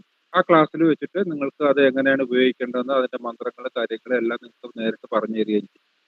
കഴിഞ്ഞ ഇതുവരെ അങ്ങനെയാണ് ചെയ്തത്. ഇപ്പൊ ഈ ബാച്ചിന്റെ നമ്മുടെ ഈ വരുന്ന വിജയദശമിക്കായിരിക്കും അത് ചെയ്യുന്നത്. അതിന് മുമ്പ് ചെയ്യണമെന്നുണ്ടെങ്കിൽ നിങ്ങൾ എല്ലാവരും കൂടി ആവശ്യപ്പെട്ടാൽ നമുക്ക് അതിനുള്ള അറേഞ്ച്മെന്റ് ചെയ്യാം. അതിന് മുമ്പായിട്ട് നമുക്ക് വേണമെങ്കിൽ ചെയ്യാം. വിജയദശമി എന്ന് പറയുമ്പോഴത്തേക്ക് ഒക്ടോബർ ഒക്കെ വരും എന്തോ. വിദേശമേല് പല ബുദ്ധിമുട്ടുകളുണ്ടോ സാർ? അവിടെ എത്താനും വരാനുള്ള പല പ്രയാസങ്ങളും. അത് നിങ്ങൾ എല്ലാവരും, ഇപ്പൊ നമ്മളെ സംബന്ധിച്ച് അത് പ്രശ്നമില്ല. മോഹൻ സാറിനും വരും. നിങ്ങൾ പറഞ്ഞാൽ മതി, നിങ്ങൾക്ക് അതിന് മുമ്പ് വരാൻ പറ്റുമെന്നുണ്ടെങ്കിൽ നമുക്ക് അതിന് മുമ്പ് ഒരു ദിവസം അറേഞ്ച് ചെയ്യാം. ഇതെല്ലാം പലക എന്ന് പറഞ്ഞാൽ നമ്മൾ മരമെടുത്ത് അർപ്പിച്ചിട്ടൊക്കെയാണ് അത് എടുത്തത് അന്ന്. അങ്ങനെയാണ് അന്ന് കൊടുത്തത്. ഇത് എല്ലാ വർഷവും നമ്മളിപ്പോ ഒരു 4 വർഷമായിട്ട് 4-5 വർഷമായിട്ട് കബഡിയും പലകയും കൊടുക്കുന്നുണ്ട്. അപ്പൊ നിങ്ങൾ പറഞ്ഞാൽ മതി, നമുക്ക് അങ്ങനെ ഉണ്ടെന്നുണ്ടെങ്കിൽ നമുക്ക് നിങ്ങളെ ഗ്രൂപ്പിൽ അറിയിച്ചാൽ മതി. നമുക്ക് അതിനെപ്പറ്റി ഒരു തീരുമാനം ഉണ്ടാക്കാം കബഡിയും പലകയുടെ. അപ്പൊ ആ ക്ലാസ്സിൽ വെച്ചിട്ട് നേരിട്ട് നിങ്ങൾക്ക് സാറ് അത് ഓരോ വ്യക്തിയെയും വിളിച്ചടുത്തിരുത്തി അത് പിന്നെ അവർക്ക് വേണ്ടി ഒരു രാശി വെച്ച് നോക്കിയിട്ട് പിന്നെ അതുപോലെ തന്നെ അതിന്റെ മന്ത്രങ്ങളും എല്ലാ കാര്യങ്ങളും പറഞ്ഞിട്ട് അപ്പൊ അങ്ങനെ പിന്നെ സാറിന്റെ കയ്യിൽ നിന്ന് ഗുരുനാഥന്റെ കയ്യിൽ നിന്ന് കബഡിയും പലകയും നേരിട്ട് വാങ്ങുകയും ചെയ്യാം. സ്വന്തമായിട്ട് ഉള്ളവര് പിന്നെ കബഡി മാത്രം കൊണ്ടുവന്നാൽ മതി. അത് ഇവിടെ വെച്ചിട്ട് പിന്നെ ഈ നമുക്ക് ചെയ്യാവുന്നതാണ്. പിന്നെ പ്രാക്ടിക്കൽ ക്ലാസ്സിന്റെ നമ്മളിപ്പോ ഒരു പിന്നെ പുതിയൊരു ക്ലാസ് തുടങ്ങുന്നുണ്ട്. പുതിയതെന്ന് പറഞ്ഞാൽ അത് 1 വർഷത്തെ ക്ലാസ് ആണ്. അത് നമ്മള് ഇതുപോലെ ഈ ജാതകങ്ങൾ എടുത്ത് പിന്നെ ഇപ്പൊ നമ്മള് പ്രശ്നം വെച്ചത് എക്സാമ്പിൾ ഇട്ടിട്ട് ഓരോ എക്സാമ്പിൾ ഓരോ ദിവസം 1-2 എക്സാമ്പിൾ വീതം ഓരോ ദിവസം സാർ അത് വിശകലനം ചെയ്ത് അതിനെപ്പറ്റിയുള്ള കാര്യങ്ങൾ വിശദീകരിക്കും. അങ്ങനെ വിവിധ രീതിയിലുള്ള പ്രശ്നങ്ങളെ സാറ് നേരിട്ട് ചെയ്തിട്ടുള്ള കാര്യങ്ങളാണ്. അത് തന്നെ നിങ്ങൾക്ക് പഠിപ്പിച്ചു തരുന്നുണ്ട്. അങ്ങനെ പഠിപ്പിച്ചു തരാനാണ് ഉദ്ദേശിക്കുന്നത്. അപ്പൊ അതിന്റെ ഒരു ക്ലാസ് നമ്മൾ പിന്നെ ഡേറ്റ് തീരുമാനിച്ചിട്ടില്ല, അടുത്ത മാസം നമുക്ക് തുടങ്ങാം. അപ്പൊ അത് നിങ്ങളുടെ ഗ്രൂപ്പിൽ അതിന്റെ ലിങ്ക് ഇടാൻ താല്പര്യമുള്ളവരൊക്കെ ആ ഒരു ഗ്രൂപ്പിൽ ചേരുക. അത് 1 വർഷത്തെ ക്ലാസ് ആണ്, മാസത്തിൽ 3 ക്ലാസ് വീതമായി.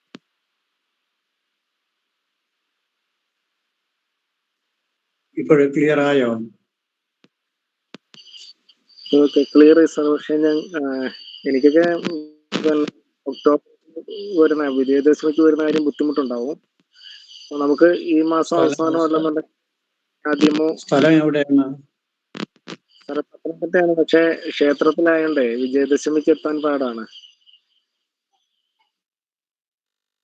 അല്ല, നമുക്ക് ഈ മാസം നടക്കത്തില്ല. കാര്യം എന്തെന്ന് പറഞ്ഞാല് ഇത് നമ്മള് മരമെടുത്ത് എങ്കിൽ ഒന്ന് ബന്ധപ്പെട്ടാൽ നമ്മൾ വേറെ അർപ്പിച്ച് മാർഗം അങ്ങനെ ഉണ്ടോ എന്ന് നോക്കാം. അത് പിന്നെ മരമെടുത്ത് അർപ്പിച്ച് തയ്യാറാക്കി എടുക്കണം. അപ്പൊ അതിന് കുറച്ച് സമയം വേണ്ടി വരും. എന്തായാലും ഇപ്പൊ ഇതിപ്പോ ജൂലൈ മാസം ആഗസ്റ്റ് മാസം ഒക്കെ വേണം ചെയ്യാം, കുഴപ്പമില്ല. ആഗസ്റ്റിൽ ചെയ്യാം, ചിങ്ങമാസത്തിൽ നമുക്ക് അറേഞ്ച് ചെയ്യാം. എത്ര പേർക്ക് വേണം അതെല്ലാം നോക്കിയിട്ട് വേണം നമ്മൾ ചെയ്യാൻ. നമ്മൾ പലകയായിട്ട് വാങ്ങുകയല്ല, മരം തന്നെ എടുത്തിട്ട് അർപ്പിച്ചെടുക്കുകയാണ്. അത് അതിനുള്ള ആൾക്കാരും വേണം. എത്ര എണ്ണം അത് റെഡിയാക്കാം. നമുക്ക് ചിങ്ങമാസത്തിൽ ഇത് അതിനുള്ള ക്ലാസ് അറേഞ്ച് ചെയ്യാം.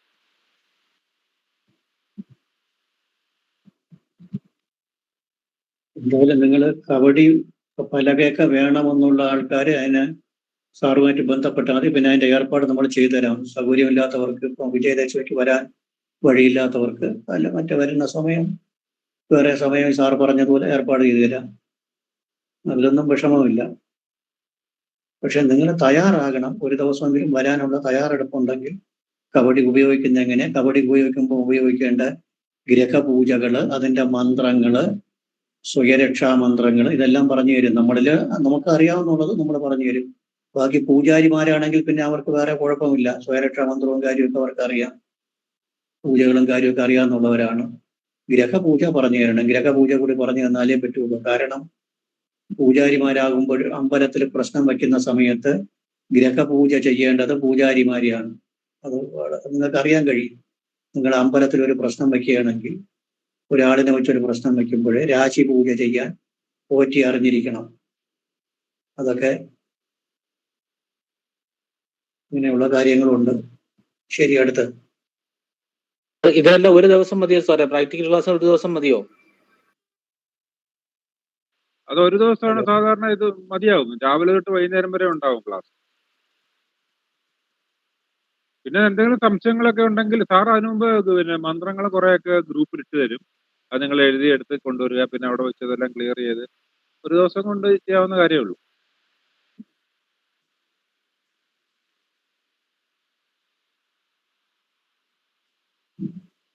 കാര്യം ഇതുവരെ ചെയ്തെല്ലാം ഒരു ദിവസത്തെ ക്ലാസ് ആയിരുന്നു. രാവിലെ തുടങ്ങിയിട്ട് 10:30 തൊട്ട് ചില ഒരു ദിവസം 6 മണി വരെയൊക്കെ ആയിട്ടുണ്ട്. ആൾക്കാരുടെ എണ്ണത്തിനനുസരിച്ചിരിക്കും.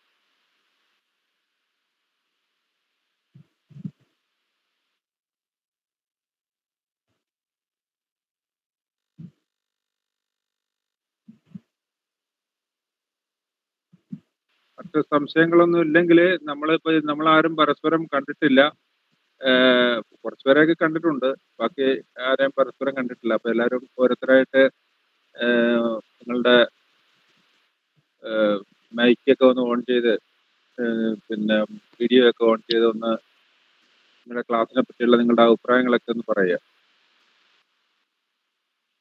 കാര്യം നമ്മളിത് ക്ലാസ് തുടങ്ങിയത് കഴിഞ്ഞ മാർച്ചിലാണ് തുടങ്ങിയത്, 2021 മാർച്ചിൽ. ഇപ്പം ഒരു വർഷം കഴിഞ്ഞിട്ട് 1.5 മാസം കൂടി ആയി. അപ്പൊ നിങ്ങളുടെ അഭിപ്രായങ്ങൾ എങ്ങനെയുണ്ട്? ക്ലാസ് ഒക്കെ നിങ്ങൾക്ക് എത്രത്തോളം ഇഷ്ടപ്പെട്ടു? മാറ്റങ്ങളൊക്കെ വരുത്തണം? നല്ല ക്ലാസ്സാണ്. മോഹൻ സാർ നല്ല രീതിയിൽ കാര്യങ്ങൾ പറഞ്ഞ് ഞങ്ങളെ പഠിപ്പിക്കുന്നുണ്ട്. എൻ്റെ പേര് സുധീർ എന്നാണ്. എറണാകുളം ഞാൻ കഴിഞ്ഞ ബാച്ചിലുണ്ടായിരുന്നതാണ്. അപ്പോൾ നല്ല രീതിയിൽ എനിക്ക് മനസ്സിലാക്കാൻ കഴിഞ്ഞു കുറച്ച് കാര്യങ്ങൾ. സാറേ, അത് പറയുമ്പോൾ നമ്മള് സാറിന്റെ പേര് സ്ഥലം, എന്ത് ചെയ്യുന്നു, അതൊക്കെ ഒന്ന് പറഞ്ഞിട്ടാണെങ്കിൽ കുറച്ച് എല്ലാവർക്കും ഒന്ന് ആൾക്കാരെ ഒന്ന് പരസ്പരം ഒന്ന് മനസ്സിലാക്കാൻ സാധിക്കും. സാറേ, ഞാൻ പറഞ്ഞിരുന്നു, എൻ്റെ പേര് സുധീർ, എറണാകുളത്തു നിന്നാണ്. ഞാൻ ബിസിനസ് ആയിട്ടാണ് ഇപ്പോൾ നിൽക്കുന്നത്. അപ്പൊ അതുകൊണ്ട് എന്റെ വരവ് കാര്യങ്ങളൊന്നും പറയാൻ പറ്റില്ല. എനിക്ക് അതിനോട് ഒരു ഇൻട്രസ്റ്റ് തോന്നിയോണ്ടാണ് ഞാൻ സാറിന്റെ വീഡിയോ കൂടെ കഴിഞ്ഞ ക്ലാസ്സിൽ ഞാനിപ്പോ വീഡിയോ ഓൺ ചെയ്യാവുന്ന കണ്ടീഷൻ നിൽക്കുന്നതല്ല, അതുകൊണ്ടാണ് കേട്ടോ. ഓക്കെ.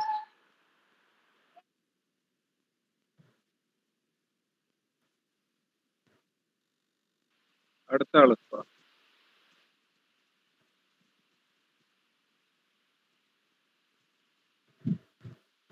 രാജീവ്. നമസ്കാരം സാർ,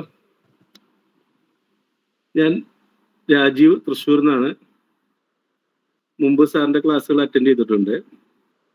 പക്ഷേ ഈ പ്രാവശ്യത്തെ ക്ലാസ്, ഓരോ ക്ലാസ്സിലും സാറ് വ്യത്യസ്തമായിട്ടുള്ള കാര്യങ്ങൾ നമുക്ക് പുതിയത് ആഡ് ചെയ്ത് പറഞ്ഞു തരുന്നു. അത് കാരണം എല്ലാ ക്ലാസ്സിലും നമുക്ക് ഈ ഒരു ക്ലാസ്സിൽ തന്നെ നിർത്താതെ സാറിന്റെ ഇനി പുതിയ ബാച്ചുകൾ വരുമ്പോൾ അതിൽ കൂടി ജോയിൻ ചെയ്യുകയാണെങ്കിൽ നമുക്ക് നല്ലൊരു പ്രാക്ടീസ് ആയിരിക്കും അതെന്നാണ് തോന്നുന്നത്.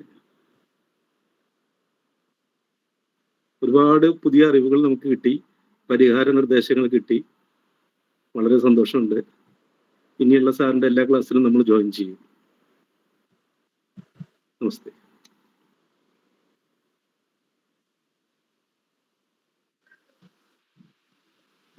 പറയൂ. നമസ്കാരം സാർ, കേൾക്കാമോ സാർ? കേൾക്കാം പറഞ്ഞോളൂ. കേൾക്കാം സാർ. എൻ്റെ പേര് കൃഷ്ണമോഹൻ എന്നാണ്. ഞാൻ തിരുവനന്തപുരത്ത് തന്നെയാണ് സ്ഥലം. ഞാനൊരു വെറ്ററിനറി ഡോക്ടറാണ്. അപ്പം എനിക്ക് ഈ ആസ്ട്രോളജിയിലെ ഒരു താല്പര്യം കുറേ നാളായിട്ടുണ്ടായിരുന്നു. ഞാൻ ക്ലാസ് എൻ്റെ ലിങ്ക് കണ്ട് അങ്ങനെ ജോയിൻ ചെയ്തതാണ്. വളരെ വളരെ മികച്ച ക്ലാസ് എന്ന് പറയാം. അത് എനിക്ക് അങ്ങനെ നമ്മൾ ഒരുപാട് എന്താ പറയുക, ഇതേപോലുള്ള വീഡിയോസ് ഒക്കെ കാണുന്നുണ്ട്. പക്ഷേ സാറിന്റെ വളരെ ക്ലാരിറ്റിയാണ്, വളരെ ക്രിസ്റ്റൽ ക്ലിയർ ആയിട്ടാണ് അദ്ദേഹം ഓരോ കാര്യവും അവതരിപ്പിക്കുന്നതും സമർപ്പിക്കുന്നതും. അത് വളരെ എടുത്തു പറയേണ്ട ഒരു കാര്യമാണ്. ഒത്തിരി ഗുണം ചെയ്തു. ഞാൻ ഇനിയുള്ള സാറിപ്പോ പറഞ്ഞ ഒരു കോഴ്സില്ലേ, അതിലും ജോയിൻ ചെയ്യണമെന്ന് ആഗ്രഹിക്കുന്നു. അതിൽ സാറെ കുടുംബ പ്രശ്നം മാത്രമേ ഉള്ളൂ, അതോ പ്രശ്ന മാർഗത്തിൽ എന്നിട്ട് ചോര പ്രശ്നം, ഭോജന പ്രശ്നം അതൊക്കെ കൈകാര്യം ചെയ്യുമോ? അതുകൂടെ അറിഞ്ഞാൽ കൊള്ളാമെന്നുണ്ടായിരുന്നു. മോഹൻ സാറേ, അതിനൊരു മറുപടി കൊടുക്കും. കുടുംബ പ്രശ്നം എന്ന് പറയുമ്പോൾ കുടുംബ പ്രശ്നത്തിലെ എല്ലാ കാര്യവും വരും, എല്ലാ ഭാവവും പറയും. അതിനകത്ത് പരദേവതയുടെ സ്ഥാനം, ഇഷ്ടദേവതയുടെ സ്ഥാനം, അച്ഛൻ, അമ്മ, ഇതെല്ലാം വരും. അത് കഴിഞ്ഞിട്ട് വ്യത്യസ്തമായ പ്രശ്നങ്ങൾ, രോഗപ്രശ്നം, സാമ്പത്തിക പ്രശ്നം, സന്താന പ്രശ്നം, വിവാഹ പ്രശ്നം, പിന്നെ ഭോജന പ്രശ്നം, നായാട്ട് പ്രശ്നം, ഇങ്ങനെയൊക്കെ പറഞ്ഞുകൊണ്ട് പഴയ കാലത്ത് കുറേ കഥകളുണ്ട്. അത് ഈ കാലകരണപ്പെട്ട കുറേ ഉണ്ട്. അതൊക്കെ നമുക്ക് ഇന്നത്തെ കാലത്ത് ആവശ്യമില്ലാത്തതിനേക്കാൾ കളയും. ആവശ്യമുള്ളത് എല്ലാ സൈസ് പ്രശ്നവും വരും. ആ പ്രശ്നത്തിന് മാത്രം, അത് കുടുംബ പ്രശ്നം മാത്രമല്ല, എല്ലാം, സന്താനം, പിന്നെ വിവാഹം, അതുപോലെ സാമ്പത്തികം, തൊഴില്, വിദ്യാഭ്യാസം, വിദ്യാതടസ്സം, പിന്നെ അസുഖങ്ങള്, രോഗമാണ് ഏറ്റവും പ്രധാനം. ഇങ്ങനെ വരുന്ന എല്ലാം അതിനകത്ത് വരും. അത് കഴിഞ്ഞ് പിന്നെ നമ്മളൊരു പ്രശ്നം വയ്ക്കുമ്പോഴായിരിക്കും അത് ഡൈവേർട്ടായി പോകുന്നത്. ഈ കൈവിഷദോഷം എന്ന് പറയുന്നത്, പിന്നെ നാഗരശാപത്തിനെ പറ്റി എല്ലാം നമ്മളിപ്പോൾ പഠിച്ചത് പോയതിന് എല്ലാത്തിനും എക്സാമ്പിൾ ഇട്ട് അതിൻ്റെ പരിഹാരമാണ് ഏറ്റവും പ്രധാനം.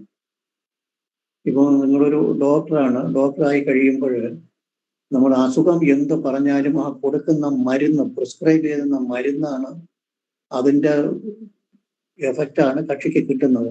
അതുപോലെയാണ് നമ്മൾ പറയുന്ന പരിഹാരമാണ് ഏറ്റവും പ്രധാനം. പരിഹാരം പറയുമ്പോൾ രണ്ട് കാര്യം: ഒന്ന്, കക്ഷിക്ക് അംഗീകരിക്കാൻ അവരുടെ സാമ്പത്തിക ശേഷി അനുസരിച്ച് അവർക്ക് ചെയ്യാൻ കഴിയുന്നതായിരിക്കണം. രണ്ട്, അത് ഉപയോഗവും വരണം. ആ രീതിയിലുള്ള പരിഹാരങ്ങൾ അതെനിക്ക് വളരെ കുറേ തന്ത്രിമാരുമായിട്ട് ബന്ധമുണ്ട്. അവരുടെയൊക്കെ സഹായം കൊണ്ട് കുറെ കിട്ടിയിട്ടുണ്ട് എൻ്റെ കയ്യിൽ. അതൊക്കെ നല്ല എഫക്റ്റീവ് ആയിട്ടുള്ളത്. യൂട്യൂബിലൊക്കെ പറയുന്നത് പോലെ അല്ല, എഫക്റ്റീവ് ആയിട്ടുള്ളത്. അതൊക്കെ ഞാൻ കുറച്ച് പറഞ്ഞു തരും. എല്ലാ പ്രശ്നവും വരും, എല്ലാം വരും. സാർ, ഈ മണ്ടൈൻ ആസ്ട്രോളജി എന്ന് പറയുന്ന ആ ഒരു ഇതിനെ പറ്റി, ഇപ്പം അങ്ങനെയുള്ള കാര്യങ്ങളെ പറ്റിയൊക്കെ ചർച്ച വരുമോ അതിനകത്ത്? മുണ്ടൈൻ അസ്ട്രോളജി എന്ന് പറയുന്നത് ഞാൻ MA-ക്ക് ഒരു പേപ്പർ പ്രത്യേകിച്ച് പഠിച്ചു. അത് രാജ്യത്തിന്റെ കാര്യങ്ങളുമായിട്ട് ബന്ധപ്പെട്ട്, ഇപ്പൊ ഇന്ത്യയുടെ ലഗ്നം ഏതെന്ന് ചോദിച്ചാൽ മകര ലഗ്നമാണ്. അതിന്റെ രസം അറിയാമോ എന്താണെന്ന്?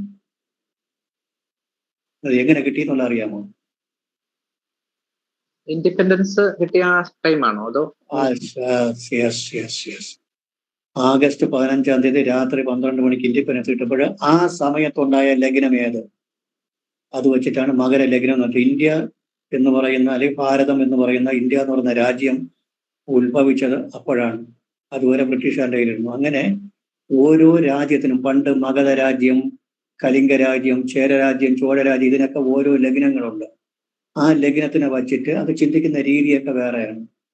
സൈക്ലോൺ വരുമോ വേണമെങ്കിൽ ഒരു എക്സാമ്പിൾ വേണമെങ്കിൽ പറഞ്ഞു തരാം. അത് ജീവിതത്തിൽ ഒരിക്കലും മറക്കാൻ കഴിയാത്ത ഒരു എക്സാം. എങ്ങനെ അത് പറഞ്ഞു ഫലിപ്പിച്ചു എന്നുള്ളതാണ് അറിഞ്ഞൂടാത്തത്. ഞാൻ MA-ക്ക് ഹൈദരാബാദ് പഠിച്ചുകൊണ്ടിരിക്കുമ്പോൾ അവിടെ ഒരു സാർ അദ്ദേഹം മെറ്റിയോളജിക്കൽ ആയിട്ട് ബന്ധപ്പെട്ട അദ്ദേഹത്തിന് ഇന്ത്യൻ എയർലൈൻസിലാണ് ജോലി. ഒരു IPS കാരനാണ്. IPS-ഓ IAS-ഓ ആ ഡിഗ്രി ഉള്ള ഒരാളാണ്. ഇപ്പോൾ നമ്മുടെ സിവിൽ സർവീസുമായിട്ട് ബന്ധപ്പെട്ട ഡിഗ്രി ഉള്ള ഒരാളാണ്. അദ്ദേഹത്തിന് ജ്യോതിഷത്തിൽ ഭയങ്കര താല്പര്യമാണ്. ജ്യോതിഷത്തിൽ PhD ചെയ്തുകൊണ്ടിരിക്കുകയാണ്. ഹൈദരാബാദ് പൊട്ട് ശ്രീരാമന് തെലുങ്ക് യൂണിവേഴ്സിറ്റിയിലൊക്കെ അഡ്മിഷൻ കിട്ടാൻ ഭയങ്കര പാടാണ്. PhD-ക്കൊന്നും അഡ്മിഷൻ കൊടുക്കൂല അവരും. ഭയങ്കരപ്പെട്ട യൂണിവേഴ്സിറ്റിയാണ്. പിന്നെ അപ്പോൾ അദ്ദേഹം ഈ കാലാവസ്ഥയിലാണ് റിസർച്ച് ചെയ്തുകൊണ്ടിരുന്നത്. അപ്പോൾ അദ്ദേഹം പറഞ്ഞത് 2008 ശ്രദ്ധിച്ചു വന്നു. 2008 ജൂണിലാണ് നമുക്ക് കേരളത്തിലേക്ക് മഴ കിട്ടുന്നത്. ജൂൺ 1 കേരളത്തിൽ മഴ തുടങ്ങും.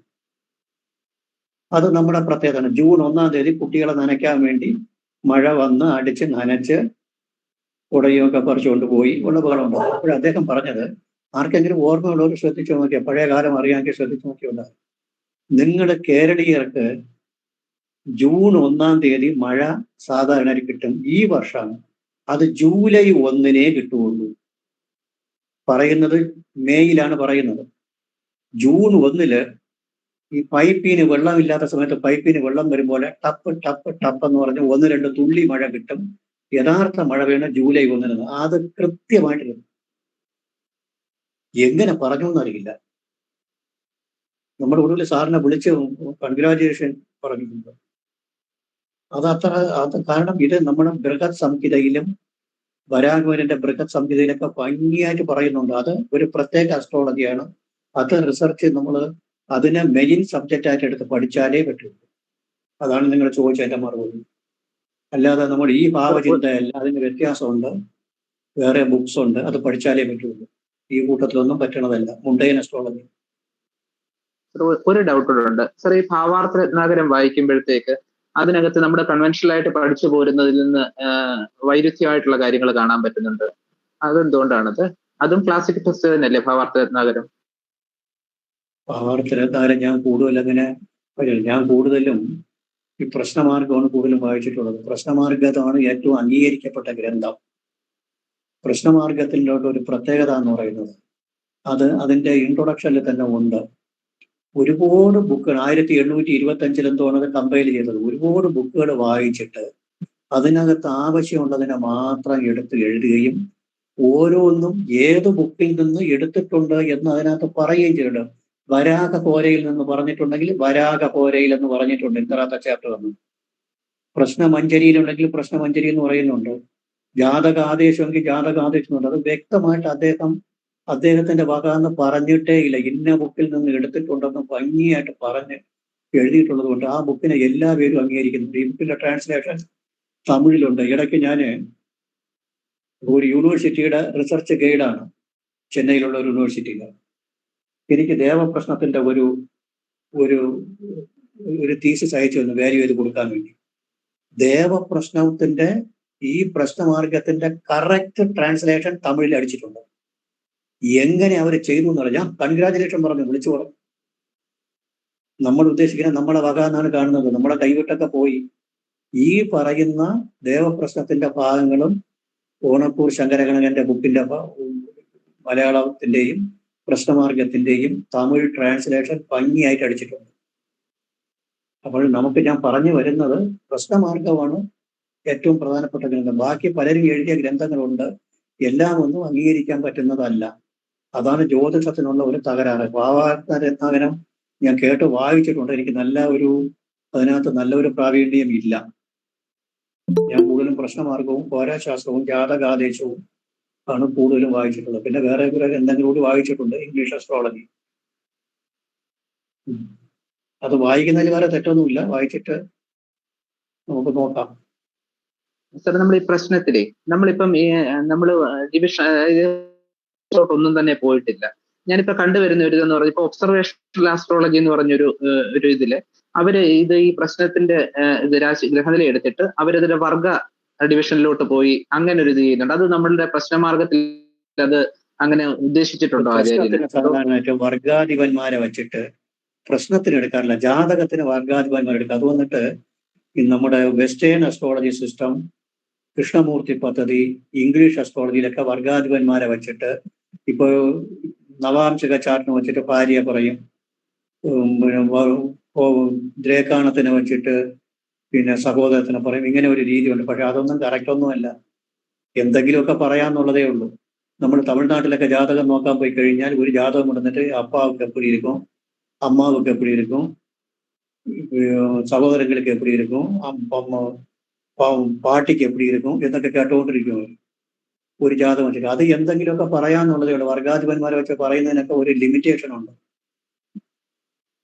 ജാതകത്തിലെ ഗ്രഹനിലയ്ക്കാണ് ഏറ്റവും പ്രധാനം. പിന്നെ നവാംശകത്തിന് കുറച്ച് എഫക്റ്റ് ഉണ്ട്. അത് നവാംശകമോ അല്ലെങ്കിൽ ദ്രേക്കാണമോ അല്ല, അതിന്റെ അധിപന്മാരെ വച്ചിട്ടാണ് പറയാറുള്ളത്. നമ്മൾ ഈ സോഫ്റ്റ്വെയറിൽ പറയുമ്പോൾ വർഗാധിപന്മാരുടെ ചാർട്ട്, വർഗാധിപ ചാർട്ട് എന്നാണ് പറയുന്നത്. നവാംശകാധിപൻ, പോരാനാഥൻ, ഇങ്ങനെയൊക്കെയാണ് പറയാറുള്ളത്. അങ്ങനെ വെച്ചിട്ട് പറയാം. പക്ഷെ പ്രശ്നത്തിൽ അതിന് ചാൻസ് ഇല്ല. വളരെ അങ്ങനെ പ്രശ്നമാർഗത്തിലുള്ളൂ അങ്ങനെ പറയുന്നതായിട്ട് വളരെ റയറാണ്. ഒരു കാര്യം കൂടി, ഞാൻ സാറിന് വാട്സപ്പ് ചെയ്തിരുന്നു, പക്ഷെ മറുപടി കിട്ടിയില്ല. നമുക്ക് പ്രശ്നമാർഗം ഭാഷ എന്ന് പറഞ്ഞൊരു ഇതുണ്ട്. അതിനകത്ത് കുറെ ബാധകളെ പറ്റി നമ്മൾ ഈ പ്രശ്നമാർഗത്തിൽ ഇല്ലാത്ത കുറെ, അത് ഭാഷാ ശ്ലോകങ്ങളാണ്, കുറെ കാര്യങ്ങൾ പറയുന്നുണ്ട്. അത് നമ്മൾ ഫോളോ ചെയ്യേണ്ട ആവശ്യമുണ്ടോ, അതോ പ്രശ്നമാർഗം തന്നെ ഫോളോ ചെയ്താൽ മതി? പ്രശ്നമാർഗത്തിൽ ബാധ 15-ാമത്തെ ചാപ്റ്ററിൽ 205-ാമത്തെ ശ്ലോകം മുതൽ വരുന്നുണ്ട്. അതായത് ദേവന്മാരെ ചിന്തിക്കുമ്പോൾ അർക്കശംഭുരു ഉദാഹൃതോ അഖില ഗ്രഹേഷു അപ്പോയതി ഇതൊന്നൊക്കെ ദ്രേക്കാണെ പ്രഥമ ഗുഹ എന്നൊക്കെ പറഞ്ഞിട്ട് നമ്മൾ ആദ്യം 15-ാമത്തെ ചാപ്റ്ററിൽ തുടക്കത്തിൽ പറയുന്നുണ്ട്.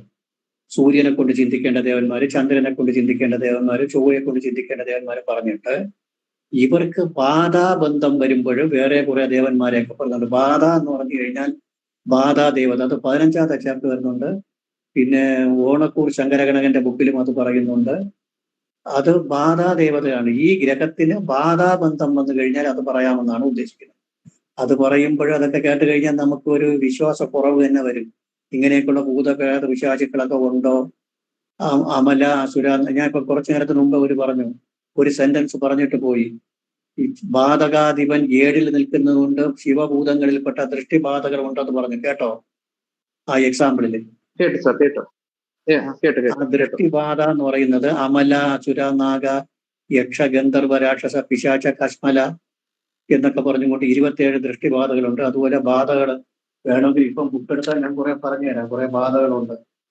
അത് ബാധാബന്ധം വരുമ്പോൾ, ഇതേ ഗ്രഹത്തിന് ബാധാബന്ധം വരുമ്പോൾ അങ്ങനെ പറയുന്നുണ്ട്. അതിനെ വച്ചിട്ടാണ് ഈ ആളുകൾ ഞാൻ ആ ബാധ കൂടി കിടക്കണം, ഈ ബാധ കൂടി കിടക്കണം എന്നൊക്കെ പറയുന്നത്. അതിനൊക്കെ വളരെ ലിമിറ്റേഷൻസ് ഉണ്ട്. അതിലൊക്കെ നമ്മൾ പോകേണ്ട, അങ്ങനെയൊക്കെ ഉള്ളതൊക്കെ ഈ പൂജ ചെയ്യുമ്പോൾ അതങ്ങ് പൊയ്ക്കൊള്ളൂ. അങ്ങനെ ഒരു പ്രചാരമുണ്ട്. അതിനെ ചില ബുക്കുകളിൽ കൂടുതൽ ഹൈലൈറ്റ് ചെയ്തിട്ടുണ്ട്. ഇതിന്റെ ബേസ് എന്ന് പറയുന്നത് പ്രശ്നമാർഗം തന്നെയാണ്. ഇതിനെ എക്സ്പാൻഡ് ചെയ്ത് മറ്റു ബുക്കുകളിൽ എഴുതിയിട്ടുണ്ട്. Okay sir, thank you. 205-ാമത്തെ ശ്ലോകം മുതൽ നോക്കിക്കൊള്ളാം. 205-ന് മുൻപേ തുടങ്ങും. സൂര്യനെ കുറിച്ച് പറയുന്നുണ്ട്, ചൊവ്വയെ കുറിച്ച്, ചന്ദ്രനെ കുറിച്ച് എല്ലാം പറയുന്നുണ്ട്.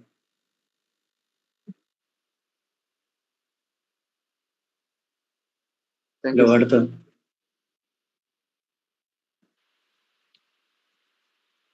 ഇനി അടുത്ത അഭിപ്രായം പറയേണ്ടത് സുനിൽകുമാർ സാർ. സാർ, എന്റെ പേര് സുനിൽകുമാർ എന്നാണ്, നെടുമങ്ങാടാണ്. എനിക്ക് വളരെ നല്ലത് മാത്രമേ പറയാനുള്ളൂ സാർ. എല്ലാ കോഴ്സിലും ഞാൻ പങ്കെടുക്കും. ഈ ഓൺലൈൻ കോഴ്സ് ഉള്ളതുകൊണ്ട് മാത്രമാണ് എന്റെ ഒരു ജീവിതാഭിലാഷമായ ജ്യോതിഷം പഠിക്കാൻ തന്നെ പറ്റിയത്.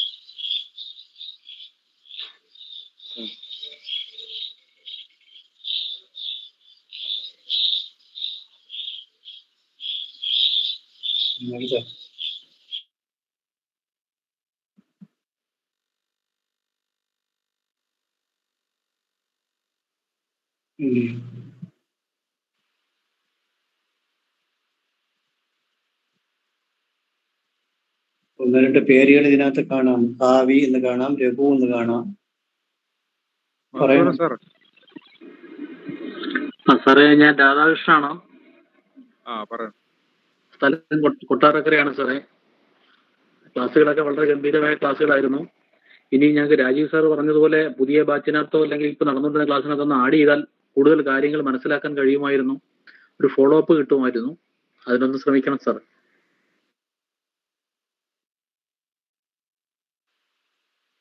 സാറേ എന്ത് ചെയ്യുന്നു സാറേ? ജോലിയൊക്കെ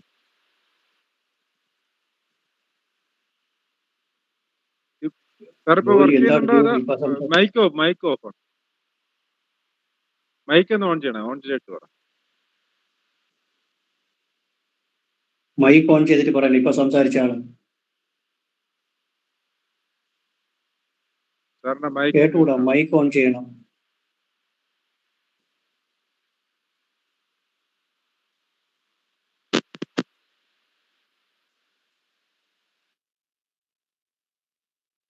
ഇപ്പൊ സംസാരിച്ച ആള് രാധാകൃഷ്ണ പിള്ള എന്ന് പറഞ്ഞ ആള് മൈക്ക് ഓൺ ചെയ്തിട്ട് സംസാരിക്കണം.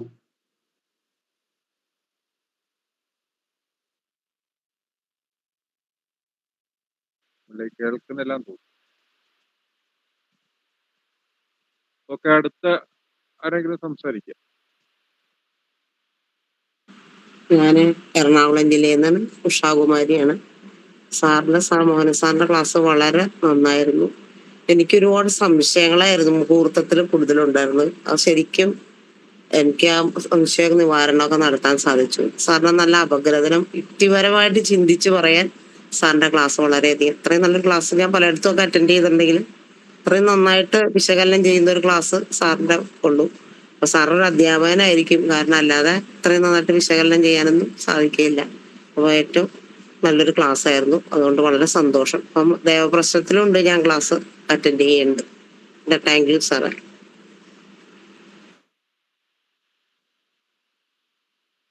എൻ്റെ പേര് രഘു, മാള, ചാലക്കുടിക്ക് അടുത്താണ്. എൻ്റെ ആഗ്രഹം കൊണ്ട് ഞാനൊന്ന് അറ്റൻഡ് ചെയ്ത് പഠിച്ചു പോയിരുന്നു. ഒരു കുറേ കാലങ്ങളായി. കുറച്ച് മനസ്സിലാക്കിയിരുന്നു ആദ്യം, അപ്പൊ അതൊന്നും പൂർത്തീകരിക്കാൻ ഇതുവരെ സാധിച്ചില്ല. പ്രായം എന്തായാലും ഒന്ന് നോക്കിയത്.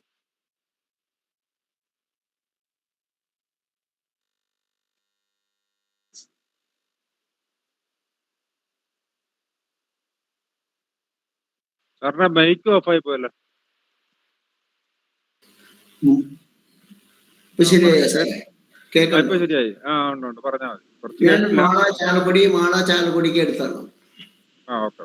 ഞാൻ എൻ്റെ ആഗ്രഹം കൊണ്ടൊന്ന് ക്ലാസ്സുകൾ ആദ്യം പണ്ട് കുറെ ഇതായിരുന്നു, പക്ഷെ അത് പിന്നീട് അത് ഇതാക്കാൻ സാധിച്ചില്ല. അപ്പൊ ഈ ആഗ്രഹം പൂർത്തീകരിക്കാൻ വേണ്ടിയിട്ടൊന്നും ക്ലാസ് എടുത്ത് പഠിച്ചു പോകുന്നതാണ്. പൂജയൊക്കെയാണ്.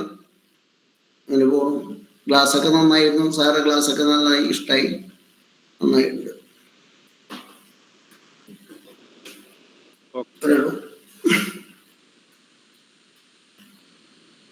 അടുത്ത്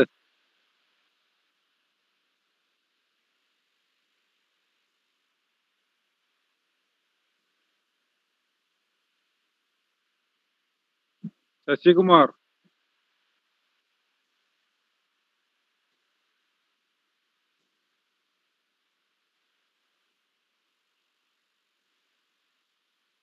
ജ്വാല മാഡം.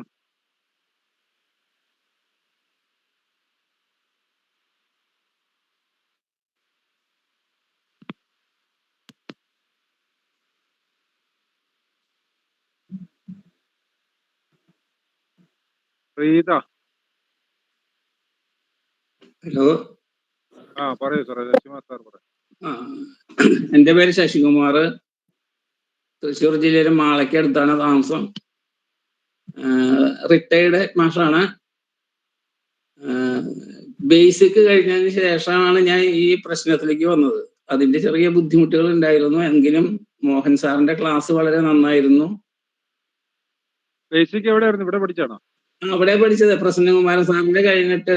അപ്പൊ അതിന് ഇടയിൽ ജാതക വിശകലനം ഉണ്ടെന്നുണ്ട് അല്ലെ? എനിക്ക് അതൊരു സംശയം ഉണ്ടായിരുന്നത്. അതിൽ ചേരാതെ പ്രശ്നത്തിലേക്കാണ് ഞാൻ നേരിട്ട് വന്നത്. അതാണ്. എങ്കിലും നേരത്തെ പഠിച്ചിട്ടുണ്ടായിരുന്നു? വേറെ എവിടെന്നെങ്കിലും പഠിച്ചായിരുന്നു? ഇല്ല. ഈ ഫീൽഡിൽ ആദ്യമാണ് ഞാൻ അതാണ് പലതും ഉണ്ടാതിരുന്നത്. ഈ ഫീൽഡിൽ തന്നെ ആദ്യമാണ്, ആസ്ട്രോളജിയുടെ ഫീൽഡില് ആദ്യമാണ്. അപ്പൊ ഫസ്റ്റ് ബേസിക് കഴിഞ്ഞു, അതിനുശേഷമാണ് ഇതിലേക്ക് വരുന്നത്. ക്ലാസ്സൊക്കെ വളരെ നന്നായിരുന്നു. സാറിന്റെ വിശകലനവും കാര്യങ്ങളൊക്കെ നന്നായിരുന്നു. ഇനി തുടർന്ന് പഠിക്കണമെന്ന് താല്പര്യമുണ്ട്. പിന്നെ എനിക്കൊരു അഭിപ്രായം പറയാനുള്ളത്, നമ്മളെ ഈ പൂജ വയ്പ്പിന്റെ അന്ന് കിട്ടുന്നതായിരിക്കും കുറച്ചും കൂടി നല്ലതെന്നാണ് എൻ്റെ ഒരു അഭിപ്രായം. പലർക്കും അത് ബുദ്ധിമുട്ടുണ്ട്, എങ്കിലും അത് നല്ലൊരു മുഹൂർത്തം കൂടിയാണല്ലോ. അപ്പൊ അത് മറ്റേ കബഡിയും പലയും കിട്ടുന്നത് നന്നായിരിക്കുന്ന ഒരു അഭിപ്രായം. എന്തായാലും പൂജ വെപ്പിന് ഒരു ചടങ്ങുണ്ടാവും.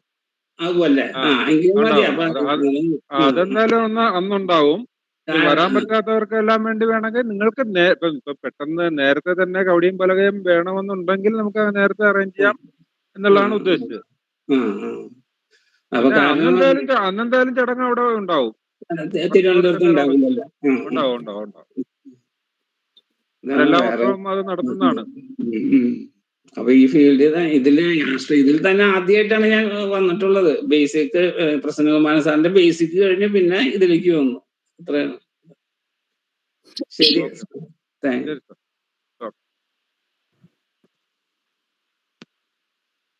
പ്രീത മാഡം.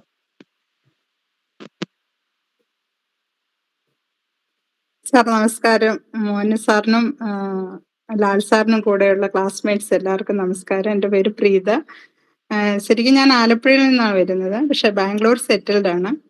അവിടെ ഒരു കോളേജ് വർക്ക് ചെയ്യുന്നുണ്ടായിരുന്നു. ഇപ്പോൾ ഒരു വർഷം കൊണ്ട് റിസൈൻ ചെയ്തിട്ട് ഇരിക്കുവാണ്. കുറച്ച് പേഴ്സണൽ റീസൺ കൊണ്ട് റിസൈൻ ചെയ്ത്. സാറിൻ്റെ ക്ലാസ് എന്ന് പറഞ്ഞാൽ ഞാൻ പറഞ്ഞില്ല, പഠിപ്പിക്കുന്നുണ്ടായിരുന്നു. സാറിനെ അനുകരിക്കാൻ തോന്നും, അതേ രീതിയിലുള്ള ക്ലാസ്സുകളാണ്. ഈ ഒരു വർഷത്തെ 23rd മാർച്ചിലാണ് ക്ലാസ് തുടങ്ങിയത്. അതുതൊട്ട് ഇന്ന് വരെയുള്ള ക്ലാസ്സിൽ 1-2 ക്ലാസ് എനിക്ക് മിസ്സായിട്ടുണ്ട്. അത് ട്രെയിനിൽ അങ്ങോട്ടോ ഇങ്ങോട്ടോ പോയിക്കൊണ്ടിരുന്ന ഒരു സമയത്ത് ബാക്കി എല്ലാ ക്ലാസ്സും അറ്റൻഡ് ചെയ്തിട്ടുണ്ട്. ഒരു ക്ലാസ് പോലും മിസ് ചെയ്യാതെ അറ്റൻഡ് ചെയ്യാൻ മാക്സിമം ശ്രമിക്കുന്നുണ്ടായിരുന്നു. അത്ര നല്ല ക്ലാസ് സാർ, എത്ര പറഞ്ഞാലും അത്രയ്ക്ക് നല്ല ക്ലാസ് ആയിരുന്നു. സാറിൻ്റെ ഓരോ ഗ്രഹനിലയൊക്കെ വിശകലനം ചെയ്യുമ്പോഴും അതിൻ്റെ കാര്യങ്ങളെല്ലാം സാറ് പറഞ്ഞു തരുന്നതൊക്കെ ഭയങ്കര ഒത്തിരി. ഞാൻ ബേസിക് ഇവിടുന്ന് തന്നെ പഠിച്ചതാണ്. പ്രസന്നകുമാർ സാറിനോടും അതിൻ്റെ താങ്ക്സ് ഉണ്ട്. പിന്നെ അപ്പോൾ ആ ഒരു അറിവേ ഉള്ളൂ, അല്ലാതെ കൂടുതൽ ഇതിൻ്റെ അറിവില്ല. പക്ഷെ സാർ ഇങ്ങനെ പറഞ്ഞു തന്നപ്പം കുറേ കാര്യങ്ങൾ പഠിച്ചു. പിന്നെ പഠിക്കും തോറും സംശയങ്ങൾ കൂടുന്നുണ്ട് പഠിക്കും തോറും. ഭയങ്കര നല്ല ക്ലാസ് ആയിരുന്നു സാറേ. Thank you very much. അതുപോലെ ലാൽ സാറിനും എല്ലാത്തിനും സപ്പോർട്ട് ചെയ്യുന്നു. ഇപ്പോഴാണേലും ഇൻ ബിറ്റ്വീൻ എൻ്റെ മൊബൈലിൽ എന്തോ പ്രശ്നം വന്നിട്ട് ക്ലാസ്സിൻ്റെ ലിങ്ക് പോയിട്ട് സാർ എളുപ്പം വേറൊരു മൊബൈലിലേക്ക് ആ ലിങ്ക് ഇട്ടെന്ന്, അങ്ങനെയുള്ള പെട്ടെന്ന് എന്തെങ്കിലും ഒരു അത്യാവശ്യം വന്നാലും സാർ ഉടനെ കാര്യങ്ങൾ അത് ചെയ്തു തരുന്നു, സപ്പോർട്ട് ചെയ്തു. സാറിനും ഒത്തിരി താങ്ക്സ്. പ്രസന്നകുമാർ സാറിനും എല്ലാവർക്കും thank you sir. Thank you very much.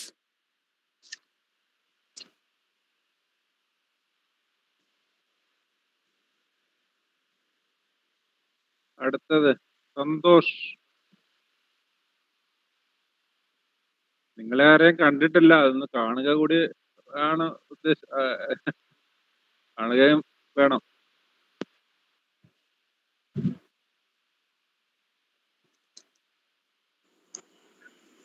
Sir നമസ്കാരം.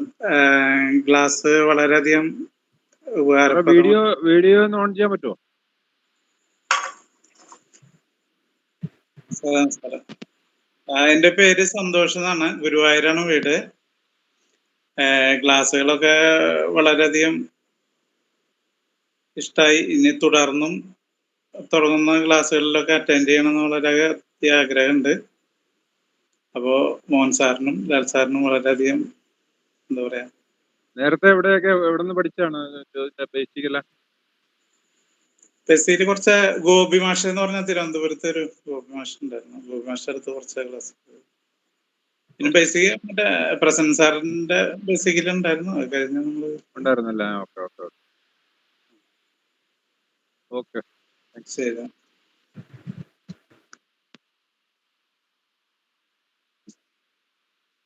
മധുസൂദനൻ, പത്തനംതിട്ട. നമസ്തേ സാറേ.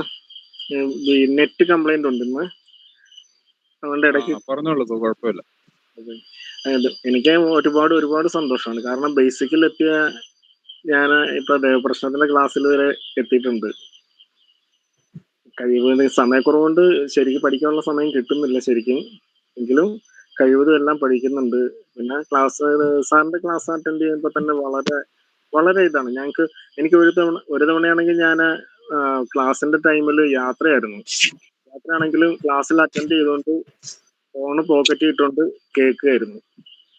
Audio കേട്ടുകൊണ്ടാണ് bike ഓടിച്ചിരുന്നത്. അത്ര ഇതായിട്ട്, കാരണം ഞാൻ ഒരെണ്ണം പോലും ഞങ്ങൾക്ക് മിസ് ചെയ്യാൻ ആർക്കും, ഇതിൽ പല ചിലരൊക്കെ ഞങ്ങൾ കോണ്ടാക്ട് ചെയ്യാറുണ്ട്, ചില ആളുകളൊക്കെ. അത് എല്ലാവരും നല്ല ഹാപ്പിയാണ്. അപ്പോൾ തുടർന്നുള്ള ക്ലാസ്സിൽ പങ്കെടുക്കണം നല്ല ആഗ്രഹമുണ്ട്. കഴിവതും ചേരും. ഒരുപാട് സന്തോഷം സാറേ. ഓക്കെ. കൃഷ്ണൻ.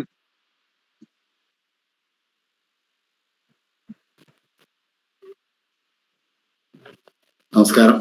എൻ്റെ പേര് കൃഷ്ണൻ നമ്പൂതിരി എന്ന് പറയും. ഞാൻ മലപ്പുറം ജില്ലയിലെ മഞ്ചേരിക്ക് അടുത്താണ് താമസം. ഒരു കോളേജ് അധ്യാപകനാണ്. അതോടൊപ്പം തന്നെ ഒരു ക്ഷേത്രത്തിലൊരു താന്ത്രികപരമായിട്ട് ഒരു ശാന്തിയുടെ നിർവഹിക്കുന്നുണ്ട്. വളരെ സന്തോഷമുണ്ട്. ഞാൻ ഈ സ്ഥാപനത്തിൽ തന്നെയായിരുന്നു കഴിഞ്ഞ 2 ബാച്ചും പഠിച്ചിരുന്നത്. പ്രസന്നകുമാർ സാറെ അതോ ജാതകശാസ്ത്രം മോഹൻ സാറ് ക്ലാസ്സിലാണ് പഠിച്ചിരുന്നത്. എങ്ങനെയാണ് നന്ദി പറയേണ്ടതെന്ന് അറിയില്ല. എത്ര ഗഹനമായ വിഷയങ്ങളും വളരെ ഭംഗിയായിട്ട് അവതരിപ്പിച്ച് നമ്മളെ മനസ്സിലേക്ക് അങ്ങോട്ട് പകർന്നു തരുന്ന സാറാ വൈഭവത്തിന് ഒരുപാട് നന്ദി. അതുപോലെ തന്നെ ലാൽ സാറിനും നമുക്ക് വേണ്ട നിർദ്ദേശങ്ങളും കാര്യങ്ങളും തന്നു. നേരത്തെ മേഡം സൂചിപ്പിച്ച പോലെ തന്നെ നമുക്ക് പ്രതിസന്ധി ഘട്ടം ഉണ്ടാകുമ്പോൾ അതിന് വേണ്ട സഹായങ്ങളൊക്കെ ലിങ്കായാലും ഒക്കെ ചെയ്തു തരുന്ന സാറിന് ഒരുപാട് നന്ദി. അതുപോലെ തന്നെ പ്രസന്നകുമാർ സാറിന് ഒരുപാട് നന്ദി. തുടർന്നുള്ള ക്ലാസ്സിലും പങ്കെടുക്കാൻ കഴിയട്ടെ പ്രാർത്ഥിക്കുന്നു. ഒരുപാട് നമസ്കാരം. എല്ലാവർക്കും സഹപാഠികളൊക്കെ നന്ദി. നമസ്കാരം.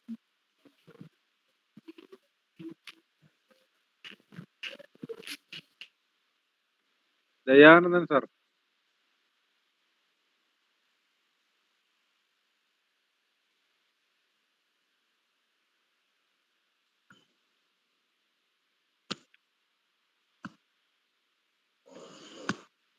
പറയണം സാർ. വീഡിയോ ഓണാവുന്നില്ല സാർ. നമസ്കാരം സാർ, എൻ്റെ പേര് ദയാനന്ദൻ. എന്നെ കൂടെ കാണുന്നവരെ ഞാൻ, കാരണം ഏറ്റവും കൂടുതൽ സീനിയർ ആയിരിക്കും ഈ ക്ലാസ്സിലെന്ന് തോന്നുന്നു. എനിക്ക് 78-79 വയസ്സായി. ഇപ്പോഴാണ് ഈ ആഗ്രഹം, ഇപ്പോഴല്ല, നേരത്തെ എൻ്റെ ചിറ്റപ്പൻ ജ്യോത്സ്യനായിരുന്നു, നല്ല ജ്യോത്സ്യനാണ്, പുള്ളി ആലുവയിലായിരുന്നു. അപ്പൊ എനിക്ക് തോന്നിയത് അതിൻ്റെ ഒരു തുടർച്ച എന്ന് പറയുന്നത് എനിക്കിതിനെപ്പറ്റി, ഈ വിഷയത്തെ പറ്റി അറിയണമെന്നൊരു താല്പര്യം തോന്നി. അങ്ങനെയാണ് ഞാൻ ഇതിലേക്ക് വന്നത്. ബേസിക്കും ഇപ്പം ഈ ക്ലാസ് എല്ലാം ഞാൻ ഇവിടുന്ന് തന്നെയാണ്, മോഹൻ സാറിൻ്റെയും പ്രസന്നൻ സാറിൻ്റെയും ക്ലാസ്സിലാണ് അറ്റൻഡ് ചെയ്തത്. സന്തോഷമുണ്ട്. ഒരുപാട് നല്ലതായിട്ട് പറഞ്ഞു തരാൻ, മനസ്സിലാക്കത്തക്ക രൂപത്തിൽ സംശയങ്ങളെല്ലാം നിവർത്തിച്ച് തന്നെയാണ് മോഹൻ സാറും പ്രസന്നൻ സാറും ക്ലാസ് എടുത്തിട്ടുള്ളത്. തുടർന്നും ക്ലാസ്സിൽ ഈ ഒരു ടൈം പാസ്സോടാണ് ഈ അവസാന സമയത്ത് നമുക്കിത് 79 വയസ്സാകുന്നില്ലേ. അപ്പം വൈകിട്ടത്തെ സമയം കുറെ ഇതിനകത്ത് ബിസി ആയിട്ടിരിക്കാം, കുറെ നല്ലതാണെന്ന് എനിക്ക് തോന്നുന്നു. പിന്നെ തന്നെയല്ല, വിഷയത്തെ പറ്റി കുറെ കൂടെ അറിയാൻ പറ്റും. ഒക്കുന്നെങ്കിൽ സാറിൻ്റെയൊക്കെ അനുഗ്രഹം ഉണ്ടെങ്കിൽ ഞാനും എല്ലാവരെയും പോലെ ഈ ഒരു വിഷയത്തിലേക്ക് കുറെ കൂടെ കടന്ന്, കാരണം ഒരു ജ്യോത്സ്യനാകണമെന്ന് ആയാൽ കൊള്ളാവുന്നൊരാഗ്രഹം ഉണ്ടല്ലോ, അത് സാധിക്കാൻ എല്ലാവരുടെയും പ്രാർത്ഥന ഉണ്ടാകണം. സാറേ വളരെ നന്ദി. നല്ല ക്ലാസ്സുകളായിരുന്നു. തുടർന്ന് അടുത്ത ക്ലാസ്സിൽ ഞാൻ ഉണ്ടാകും സാർ, അടുത്ത ഏതെങ്കിലും ഒരു വിഷയം. ഇപ്പൊ സംസാരിച്ച ആളിന്റെ പേരെന്തോന്നു? ദയാനന്ദൻ. വീഡിയോ ഓൺ ആവുന്നില്ല സാർ.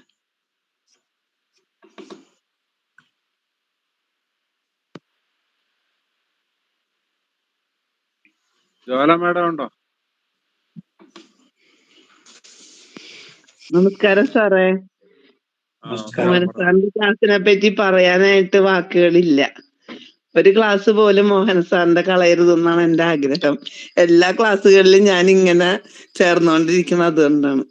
കൊച്ചു കുട്ടികളെ പഠിപ്പിക്കണ പോലെ സാറ് പഠിപ്പിക്കണത്. സാറിന്റെയും ലാൽ സാറിന്റെ ഒക്കെ അനുഗ്രഹം എപ്പോഴും ഉണ്ടാവണം.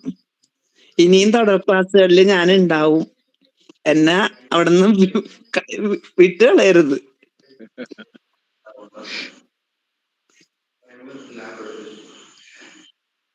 ഓക്കെ. ഏകദേശം എല്ലാവരും ഒക്കെ ആയെന്ന് തോന്നുന്നു. ആരെങ്കിലും വിട്ടുപോയിട്ടുണ്ടെങ്കിൽ സംസാരിക്കാം. ഇനി ഒരാളുണ്ടെന്ന് തോന്നുന്നു. ഒരാൾ കൂടി ഉണ്ടെന്ന് തോന്നുന്നു.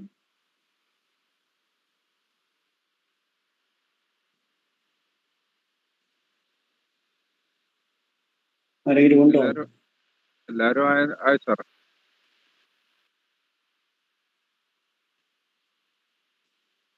സാറ് എന്തെങ്കിലും മറുപടി പറയണോ സാർ? പറയണം സാർ. ആദ്യമായിട്ട് സുധീർ എന്ന് പറയുന്ന ആളാണ് പറഞ്ഞത് ക്ലാസ് കൊള്ളാം. അദ്ദേഹം എറണാകുളത്ത് ബിസിനസ്സുകാരൻ എന്നാണ് പറഞ്ഞത്. ബിസിനസിന്റെ ഇടയിലും ജ്യോതിഷം പഠിക്കാൻ സമയം കണ്ടെത്തുന്നതിൽ സന്തോഷമുണ്ട്. ജ്യോതിഷത്തിനെ സ്നേഹിക്കുക, അത് തീർച്ചയായിട്ടും നമുക്ക് ഉപയോഗം ഉണ്ടാവും, ഒരു ക്രെഡിറ്റും ഉണ്ടാവും, സന്തോഷമുണ്ട്. പിന്നെ അത് കഴിഞ്ഞ് തൃശ്ശൂരിൽ നിന്ന് രാജീവ് സാറാണ് പറഞ്ഞത് പുതിയ ബാച്ചിനും വരുമെന്ന് പറഞ്ഞിട്ടുണ്ട്. പരിഹാരങ്ങളെല്ലാം നന്നായിരുന്നു, പരിഹാരം പഠിച്ചതൊക്കെ നന്നായിരുന്നു എന്ന് പറഞ്ഞു. സന്തോഷം. നിങ്ങളുടെ ഈ പറയുന്നതനുസരിച്ച് നമ്മളും നമ്മുടെ ക്ലാസ്സിൽ ഒരുപാട് മാറ്റങ്ങൾ വരുത്തി പുതിയ പുതിയ രീതികളിൽ പുതിയ ബുക്കുകൾ റെഫർ ചെയ്തും പുതിയ പുതിയ രീതികളിൽ നമ്മൾ പോകും.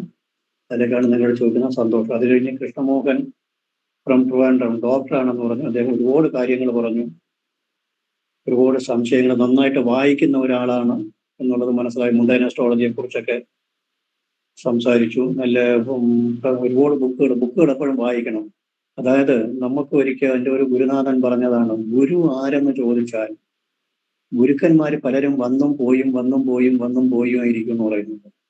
പക്ഷേ നമ്മൾ പഠിക്കുന്ന ഗ്രന്ഥം പോരാശാസ്ത്രമായിരിക്കാം, അല്ലെങ്കിൽ പ്രശ്നമാർഗമായിരിക്കാം, പ്രശ്ന കൗതുകമായിരിക്കാം, ജാതകാദേശമായിരിക്കാം, അല്ലെങ്കിൽ പരദീപിയായിരിക്കാം. ആ ബുക്കാണ് ശരിക്കും നമ്മുടെ ഗുരു എന്ന് ഉദ്ദേശിക്കുന്നത്. ആ ബുക്കിന് മാറ്റമില്ല.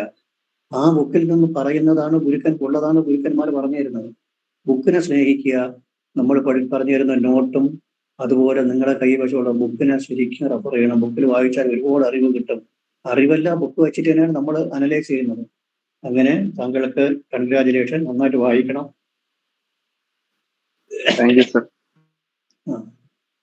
അത് കഴിഞ്ഞ് സുനിൽ കുമാർ ഫ്രം നെടുമങ്ങാട് ക്ലാസ്സിൻ്റെയും പുതിയ ക്ലാസ്സുകളിലൊക്കെ പങ്കെടുക്കുന്നു. എനിക്ക് ആടിനെ അറിയാം, ഞാൻ കണ്ടിട്ടുണ്ട്, എന്നെ വിളിച്ചിട്ടൊക്കെ ഉണ്ട്, എനിക്കറിയാം, സന്തോഷമുണ്ട്. പിന്നെ കൊട്ടാരക്കരയിൽ നിന്ന് ഒരു രാധാകൃഷ്ണൻ സാർ വിളിച്ചിരുന്നു, പുതിയ ക്ലാസ്സിൽ ചേരും എന്ന് പറഞ്ഞിട്ടുണ്ട്. ചേരണം.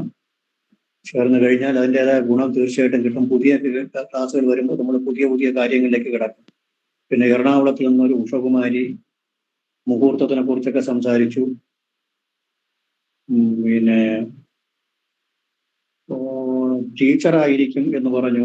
എന്നെ സംബന്ധിച്ചാണ് പറഞ്ഞത്, ടീച്ചർ തന്നെയാണ്. ഞാൻ ഡിഗ്രി കഴിയുമ്പോൾ തന്നെ ട്യൂഷൻ ഫീൽഡിൽ ഇറങ്ങിയ ഒരാളാണ്. എൻ്റെ ആദ്യത്തെ സ്റ്റുഡൻ്റ് എന്ന് പറയുന്നത് എൻ്റെ അനിയനാണ്. അവിടെ അത്രയും പഴക്കമുണ്ട്. 39 വർഷത്തെ സർവീസായി ട്യൂഷൻ ഫീൽഡിൽ. മാത്സ് ആണ് സബ്ജക്റ്റ്.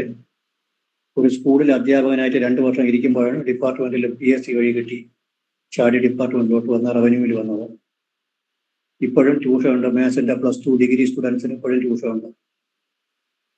വ്യാഴാഴ്ചയും തിങ്കളാഴ്ചയും 2 ദിവസം ടൈം ടേബിൾ ഇട്ട് എടുക്കുന്നുണ്ട്.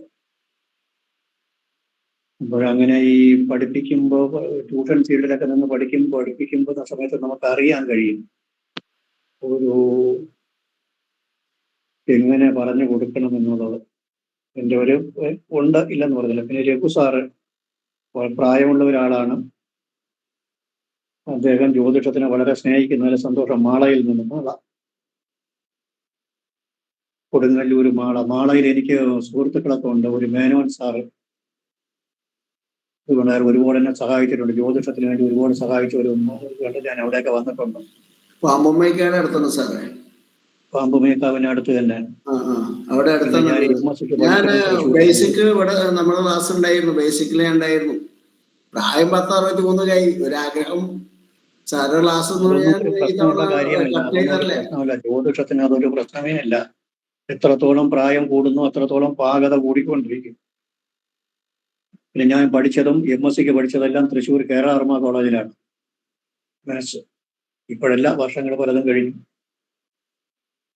അത് കഴിഞ്ഞിട്ട് പിന്നെ മാളയിൽ നിന്ന് തന്നെ തൃശ്ശൂർ മാളയിൽ റിട്ടയർഡ് ഹെഡ് മാസ്റ്റർ സംസാരിച്ചു.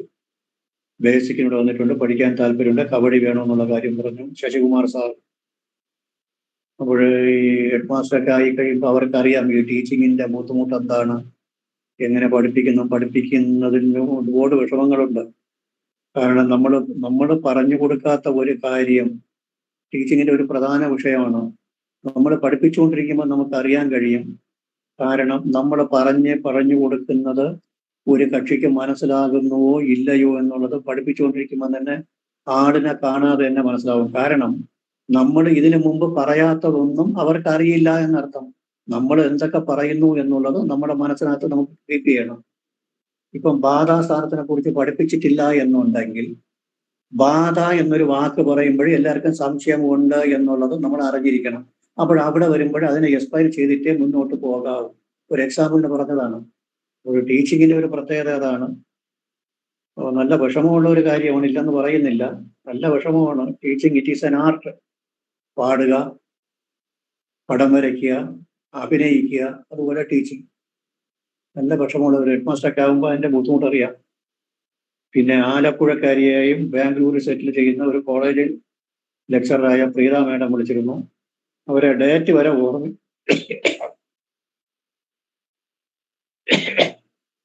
ഡേറ്റ് വരെ ഓർമ്മിച്ചിട്ടുണ്ട്. 23 മാർച്ചിനാണ് ക്ലാസ് സ്റ്റാർട്ട് ചെയ്തതെന്ന് പറഞ്ഞു. സന്തോഷമുണ്ട്. മുടങ്ങാതെ അറ്റൻഡ് ചെയ്യണം. ഇനിയും നമ്മളെ അടുത്ത ക്ലാസ്സിന് അറ്റൻഡ് ചെയ്താൽ അതിന്റെ ഗുണം തീർച്ചയായിട്ടും ഉണ്ടാകും. പിന്നെ അത് കഴിഞ്ഞ് സന്തോഷ് സാർ ഗുരുവായൂര് ക്ലാസ്സിൽ തുടരുമെന്ന് പറഞ്ഞു. സന്തോഷം. പിന്നെ പത്തനംതിട്ടയിൽ നിന്ന് ഒരു മധുസൂദനൻ എന്ന് പറഞ്ഞൊരു ആള് വിളിച്ചിരുന്നു. ദേവപ്രശ്നത്തിന്റെ ക്ലാസ്സിൽ അദ്ദേഹം ഉണ്ട്. ബേസിക് യാത്രാ സമയം ക്ലാസ് അറ്റൻഡ് ചെയ്തു, വണ്ടിയൊക്കെ നിർത്തിയിട്ടിട്ട് ക്ലാസ് അറ്റൻഡ് ചെയ്തു എന്ന് പറഞ്ഞു. സന്തോഷമുണ്ട്. പിന്നെ ഒരു കോളേജ് ടീച്ചറായ ഒരു കൃഷ്ണൻ നമ്പൂതിരി സാറുണ്ട്, വിളിച്ച് പറഞ്ഞിരുന്നു. അദ്ദേഹം ക്ഷേത്രമായിട്ട് ബന്ധമുണ്ടെന്ന് പറഞ്ഞു. മഞ്ചേരിയാണ് സ്ഥലം. നമ്മളെ കുറിച്ച് നല്ല അഭിപ്രായം പറഞ്ഞു. സന്തോഷം. പിന്നെ അത് കഴിഞ്ഞ് ദയാനന്ദൻ സാറ് ചിറ്റപ്പൻ അസ്ട്രോളജർ ആയിരുന്നു എന്ന് പറഞ്ഞു. സംശയങ്ങളൊക്കെ തീരുന്നു എന്ന് പറഞ്ഞു. സന്തോഷം. പിന്നെ ജോല മേഡം നമുക്ക് എപ്പോഴും അറിയാവുന്ന ഒരാളാണ്. എല്ലാ ക്ലാസ്സിലും അറ്റൻഡ് ചെയ്യാറുണ്ട്. അവർക്ക് പ്രത്യേക നന്ദിയും കടപ്പാടുമുണ്ട്. ഇങ്ങനെയാണ് പറഞ്ഞിട്ടുള്ളത്. ഇനിയും നമുക്ക് അടുത്ത ക്ലാസ്സുകൾ വരുമ്പോൾ നമുക്ക് കാണാം. അങ്ങനെ 14 പേര് നമ്മളുമായിട്ട് ഇപ്പൊ സംസാരിച്ചു. എല്ലാവർക്കും നന്ദിയും നമസ്കാരവും ഉണ്ട്. നമ്മളെ ക്ലാസ് ശ്രദ്ധിക്കുന്നതിൽ എല്ലാവരും ഒരു കാര്യം പറയാനുള്ളത്, എല്ലാവരും പ്രാക്ടിക്കലായിട്ട് അസ്ട്രോളജേഴ്സ് ആകണം എന്നുള്ളതാണ് നമ്മളെ താല്പര്യം. അസ്ട്രോളജർ ആയാലേ പറ്റുള്ളൂ.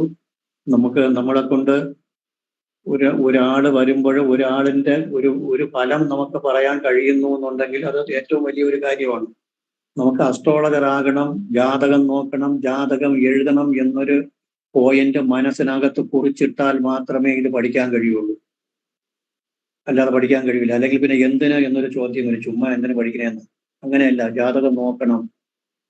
പ്രത്യേകിച്ച് ഈ അധ്യാപകരായിട്ടുള്ളവർക്ക് എന്ന് പറഞ്ഞു കഴിഞ്ഞാൽ നമ്മൾ ഒന്നും പറയണ്ട. അവർക്ക് എങ്ങനെ വായിക്കണം, എങ്ങനെ പഠിക്കണം എന്നുള്ള ഭംഗി അറിയാൻ കഴിയും. അവര് നമ്മുടെ ഞാൻ റവന്യൂവിൽ ജോലി ചെയ്യുമ്പോൾ സെൻസസ് എടുക്കാനും അതുപോലെ ഇലക്ഷൻ ഡ്യൂട്ടിക്കൊക്കെ ടീച്ചേഴ്സിനെ ഏർപ്പെടുത്തുകയാണെങ്കിൽ അവർക്കൊന്നും പറഞ്ഞു കൊടുക്കണ്ടെന്ന്. ഭംഗിയായിട്ട് സെൻസസ് ഒക്കെ എടുക്കുന്ന സമയത്ത് ചാർട്ടുകളൊക്കെ തയ്യാറാക്കി കൊണ്ടുവരുന്ന കണ്ടു കഴിഞ്ഞാൽ ഭംഗിയായിരിക്കും. അവർക്കൊന്നും നമ്മൾ പറയേണ്ട ആവശ്യമില്ല. അടുക്കും ചിട്ടയുമാണ്. അത് ടീച്ചേഴ്സിന്റെ പ്രത്യേകതയാണ്. പ്രത്യേകിച്ചും എല്ലാവരും പഠിക്കണമെന്ന് പഠിക്കേണ്ടതല്ല. ഇതിൽ ടീച്ചേഴ്സും ലെക്ചേഴ്സും കുറച്ച് പേരുണ്ട്. ഡോക്ടേഴ്സ്, അതുപോലെ ഡോക്ടേഴ്സൊക്കെ പഠിക്കണം. അതായത് ഡോക്ടേഴ്സ് അറിഞ്ഞിരിക്കേണ്ട ഒരു കാര്യമുണ്ട്. ഞാൻ പറഞ്ഞുതരാം. പോരാ ശാസ്ത്രത്തിലെ 4-ാമത്തെ അധ്യായം ഒന്നങ്ങോട്ട് വായിച്ച് അതിന്റെ അർത്ഥം മനസ്സിലാക്കിയാൽ നിങ്ങൾ തറയിൽ നിൽക്കില്ല. അതിന്റെ അർത്ഥം മനസ്സിലാക്കണം. 1, 2, 3, 4, 5, 6, 16-ാമത്തെ ശ്ലോകം പോലെ അതിന്റെ മീനിങ് മനസ്സിലാക്കി കഴിഞ്ഞാൽ തറയിൽ നിൽക്കില്ല എന്നാണ്. ഡോക്ടേഴ്സാണ് ഇത് പഠിക്കേണ്ടത്. ഇതൊക്കെ വരാഹമിഹിരൻ എങ്ങനെ എഴുതി എന്നുള്ളത് നമുക്കറിയില്ല. അതൊക്കെ നമുക്ക് ഇന്നൊരു അവസരത്തിൽ സംസാരിക്കാം. എല്ലാവർക്കും സന്തോഷം. ശരി. ലാൽ സാർ. അപ്പം എല്ലാവർക്കും നന്ദി പറയുകയാണ് ഈ ക്ലാസ്സിൽ പങ്കെടുത്ത എല്ലാവർക്കും. ഇപ്പൊ എല്ലാവരും പങ്കെടുത്തിട്ടില്ല. 25ഓളം പേരിവിടെ ഉള്ളതാണ്. പക്ഷെ ഇന്ന് 15 പേരോളം ഉണ്ടായിരുന്നുള്ളൂ. പിന്നെ നമുക്കൊരു നല്ല ഗുരുനാഥനെ കിട്ടി. അതില് മോഹൻ സാറിനോട് പ്രത്യേകം നന്ദി പറയുകയാണ്. അതുപോലെ നമ്മളിപ്പോ ഒരു ക്ലാസ് തുടങ്ങുന്നത് വെച്ചാൽ അത് ഇതുവരെ ഇല്ലാത്തൊരു ക്ലാസ്സാണ്. കാര്യം അത് ഇവിടെ പഠിക്കുന്ന പലരും ആവശ്യപ്പെട്ടതിന്റെ അടിസ്ഥാനത്തിലാണ് അങ്ങനെ ഒരു ക്ലാസ് തുടങ്ങാമെന്ന് വിചാരിക്കുന്നത്. കാര്യം അത് എക്സാമ്പിൾ മാത്രമായിരിക്കും. കാര്യം പ്രശ്നത്തിന്റെ എക്സാമ്പിൾ മാത്രം ഇട്ടിട്ട് വിവിധ തരത്തിലുള്ള എക്സാമ്പിൾ ഇട്ട് അതിനെ വിശകലനം ചെയ്യുന്ന ഒരു ക്ലാസ് ആണ്. അത് ചിലപ്പോൾ ഒരു ദിവസം 2 എക്സാമ്പിൾ വെച്ചെങ്കിലും ഇടാൻ പറ്റുവാണെങ്കിൽ ഇടും, അല്ലെങ്കിൽ ഒരെണ്ണമെങ്കിലും കാണും. ആ രീതിയിലാണ് ക്ലാസ് അറേഞ്ച് ചെയ്തിരിക്കുന്നത്. അത് ഇവിടെയുള്ള സ്റ്റുഡൻസ് തന്നെ ആവശ്യപ്പെട്ടുകൊണ്ടാണ് അങ്ങനെ ഒരു ക്ലാസ് വെച്ചത്. കഴിഞ്ഞ ദിവസം ഒരു നേരിട്ടുള്ള ഒരു ക്ലാസ് ഇവിടെ ഒരു സർട്ടിഫിക്കറ്റ് വിതരണ ചടങ്ങുണ്ടായിരുന്നു. അതിൽ പങ്കെടുക്കാൻ വന്ന ഈ പ്രശ്നമൊക്കെ പഠിച്ചുകൊണ്ടിരിക്കുന്നത് ആൾക്കാർ ആയ കുറച്ച് സ്റ്റുഡൻസ് ഉണ്ടായിരുന്നു. അവരാണ് പറഞ്ഞത് ഇങ്ങനെ ഒരു ക്ലാസ് വെക്കണമെന്ന് പറഞ്ഞ് മോഹൻ സാറിനോട് നേരിട്ട് ആവശ്യപ്പെടുകയും അങ്ങനെ സാറ് ഇതിനെ പറ്റി പറയാമെന്ന് പറഞ്ഞ് പിന്നെ സാറ് ആലോചിച്ചിട്ട് പറഞ്ഞു അത് നമുക്ക് ചെയ്യാം. അങ്ങനെ സാറിന്റെ അനുഭവത്തിലുണ്ടായിട്ടുള്ള അല്ലെങ്കിൽ സാറിന്റെ അടുത്ത് വന്നിട്ടുള്ള പല പ്രശ്നങ്ങളെയും ഒരു എക്സാമ്പിളാക്കി എടുത്തുകൊണ്ട് നിങ്ങൾക്ക് പകർന്നു തരാനാണ് സാർ ഉദ്ദേശിക്കുന്നത്. അത് വളരെ നല്ലൊരു ക്ലാസ് ആയിരിക്കും എന്നാണ് ഞാനും പ്രതീക്ഷിക്കുന്നത്. അതുകൊണ്ട് എല്ലാവരും ആ ക്ലാസ്സിൽ ചേരുക. നമുക്ക് അടുത്ത മാസമാണ് അതിന്റെ ക്ലാസിന്റെ തീയതി തുടങ്ങുന്നത്, തീയതി വെച്ചിരിക്കുന്നത്. പിന്നെ അതിന്റെ ലിങ്ക് കാര്യങ്ങളെല്ലാം നിങ്ങളുടെ ഗ്രൂപ്പിൽ മെസ്സേജ് ആയിട്ട് ഇടാം. അതിൽ ക്ലിക്ക് ചെയ്തിട്ട് ആ ഗ്രൂപ്പിൽ ചേർന്നാൽ മതി. അടുത്ത ക്ലാസ്സൊക്കെ അറ്റൻഡ് ചെയ്തിട്ട് ഫീസ് കാര്യങ്ങളൊക്കെ അടച്ചാൽ മതിയാവും. എല്ലാ ഡീറ്റെയിൽസും ആ ഗ്രൂപ്പിനകത്ത് പറയുന്നതാണ്. അപ്പോൾ ആ ക്ലാസ്സിൽ എല്ലാവരും ചേരുക. പിന്നെ ദേവപ്രശ്ന ക്ലാസ് ഒക്കെ ഉണ്ട്, അത് വരുമ്പോഴത്തേക്ക് നിങ്ങളെ പിന്നീട് അറിയിക്കാം. ഇപ്പോൾ ഉടനെ ദേവപ്രശ്നവും മറ്റൊരു ക്ലാസ് ഒന്നും ഇല്ല. പിന്നെ പ്രശ്നത്തിന്റെ തന്നെ ഒരു ക്ലാസ്സും തുടങ്ങുന്നുണ്ട് 16-ാം തീയതി. നിങ്ങളുടെ പരിചയത്തിലോ അറിവിലോ ആരെങ്കിലും പഠിക്കാൻ താല്പര്യമുള്ളവരുണ്ടെങ്കിൽ അവരോട് ജോയിൻ ചെയ്യാൻ പറയുക. അപ്പം എല്ലാവർക്കും ഒരിക്കൽ കൂടി നന്ദി പറയുകയാണ്. കാര്യം ഇവിടെ സ്ഥാപനത്തിൽ നമ്മൾ പല സ്ഥലത്തും ഇരുന്നിട്ട് ഇവിടെ വന്ന് ഒരുമിച്ച് കാണാനും പഠിക്കാനും ഒക്കെ ഒരു അവസരം തന്ന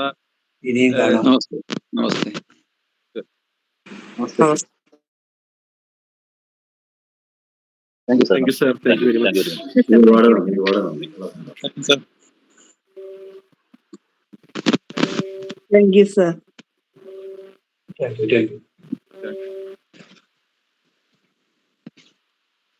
നമസ്തേ. നമസ്തേ സാർ.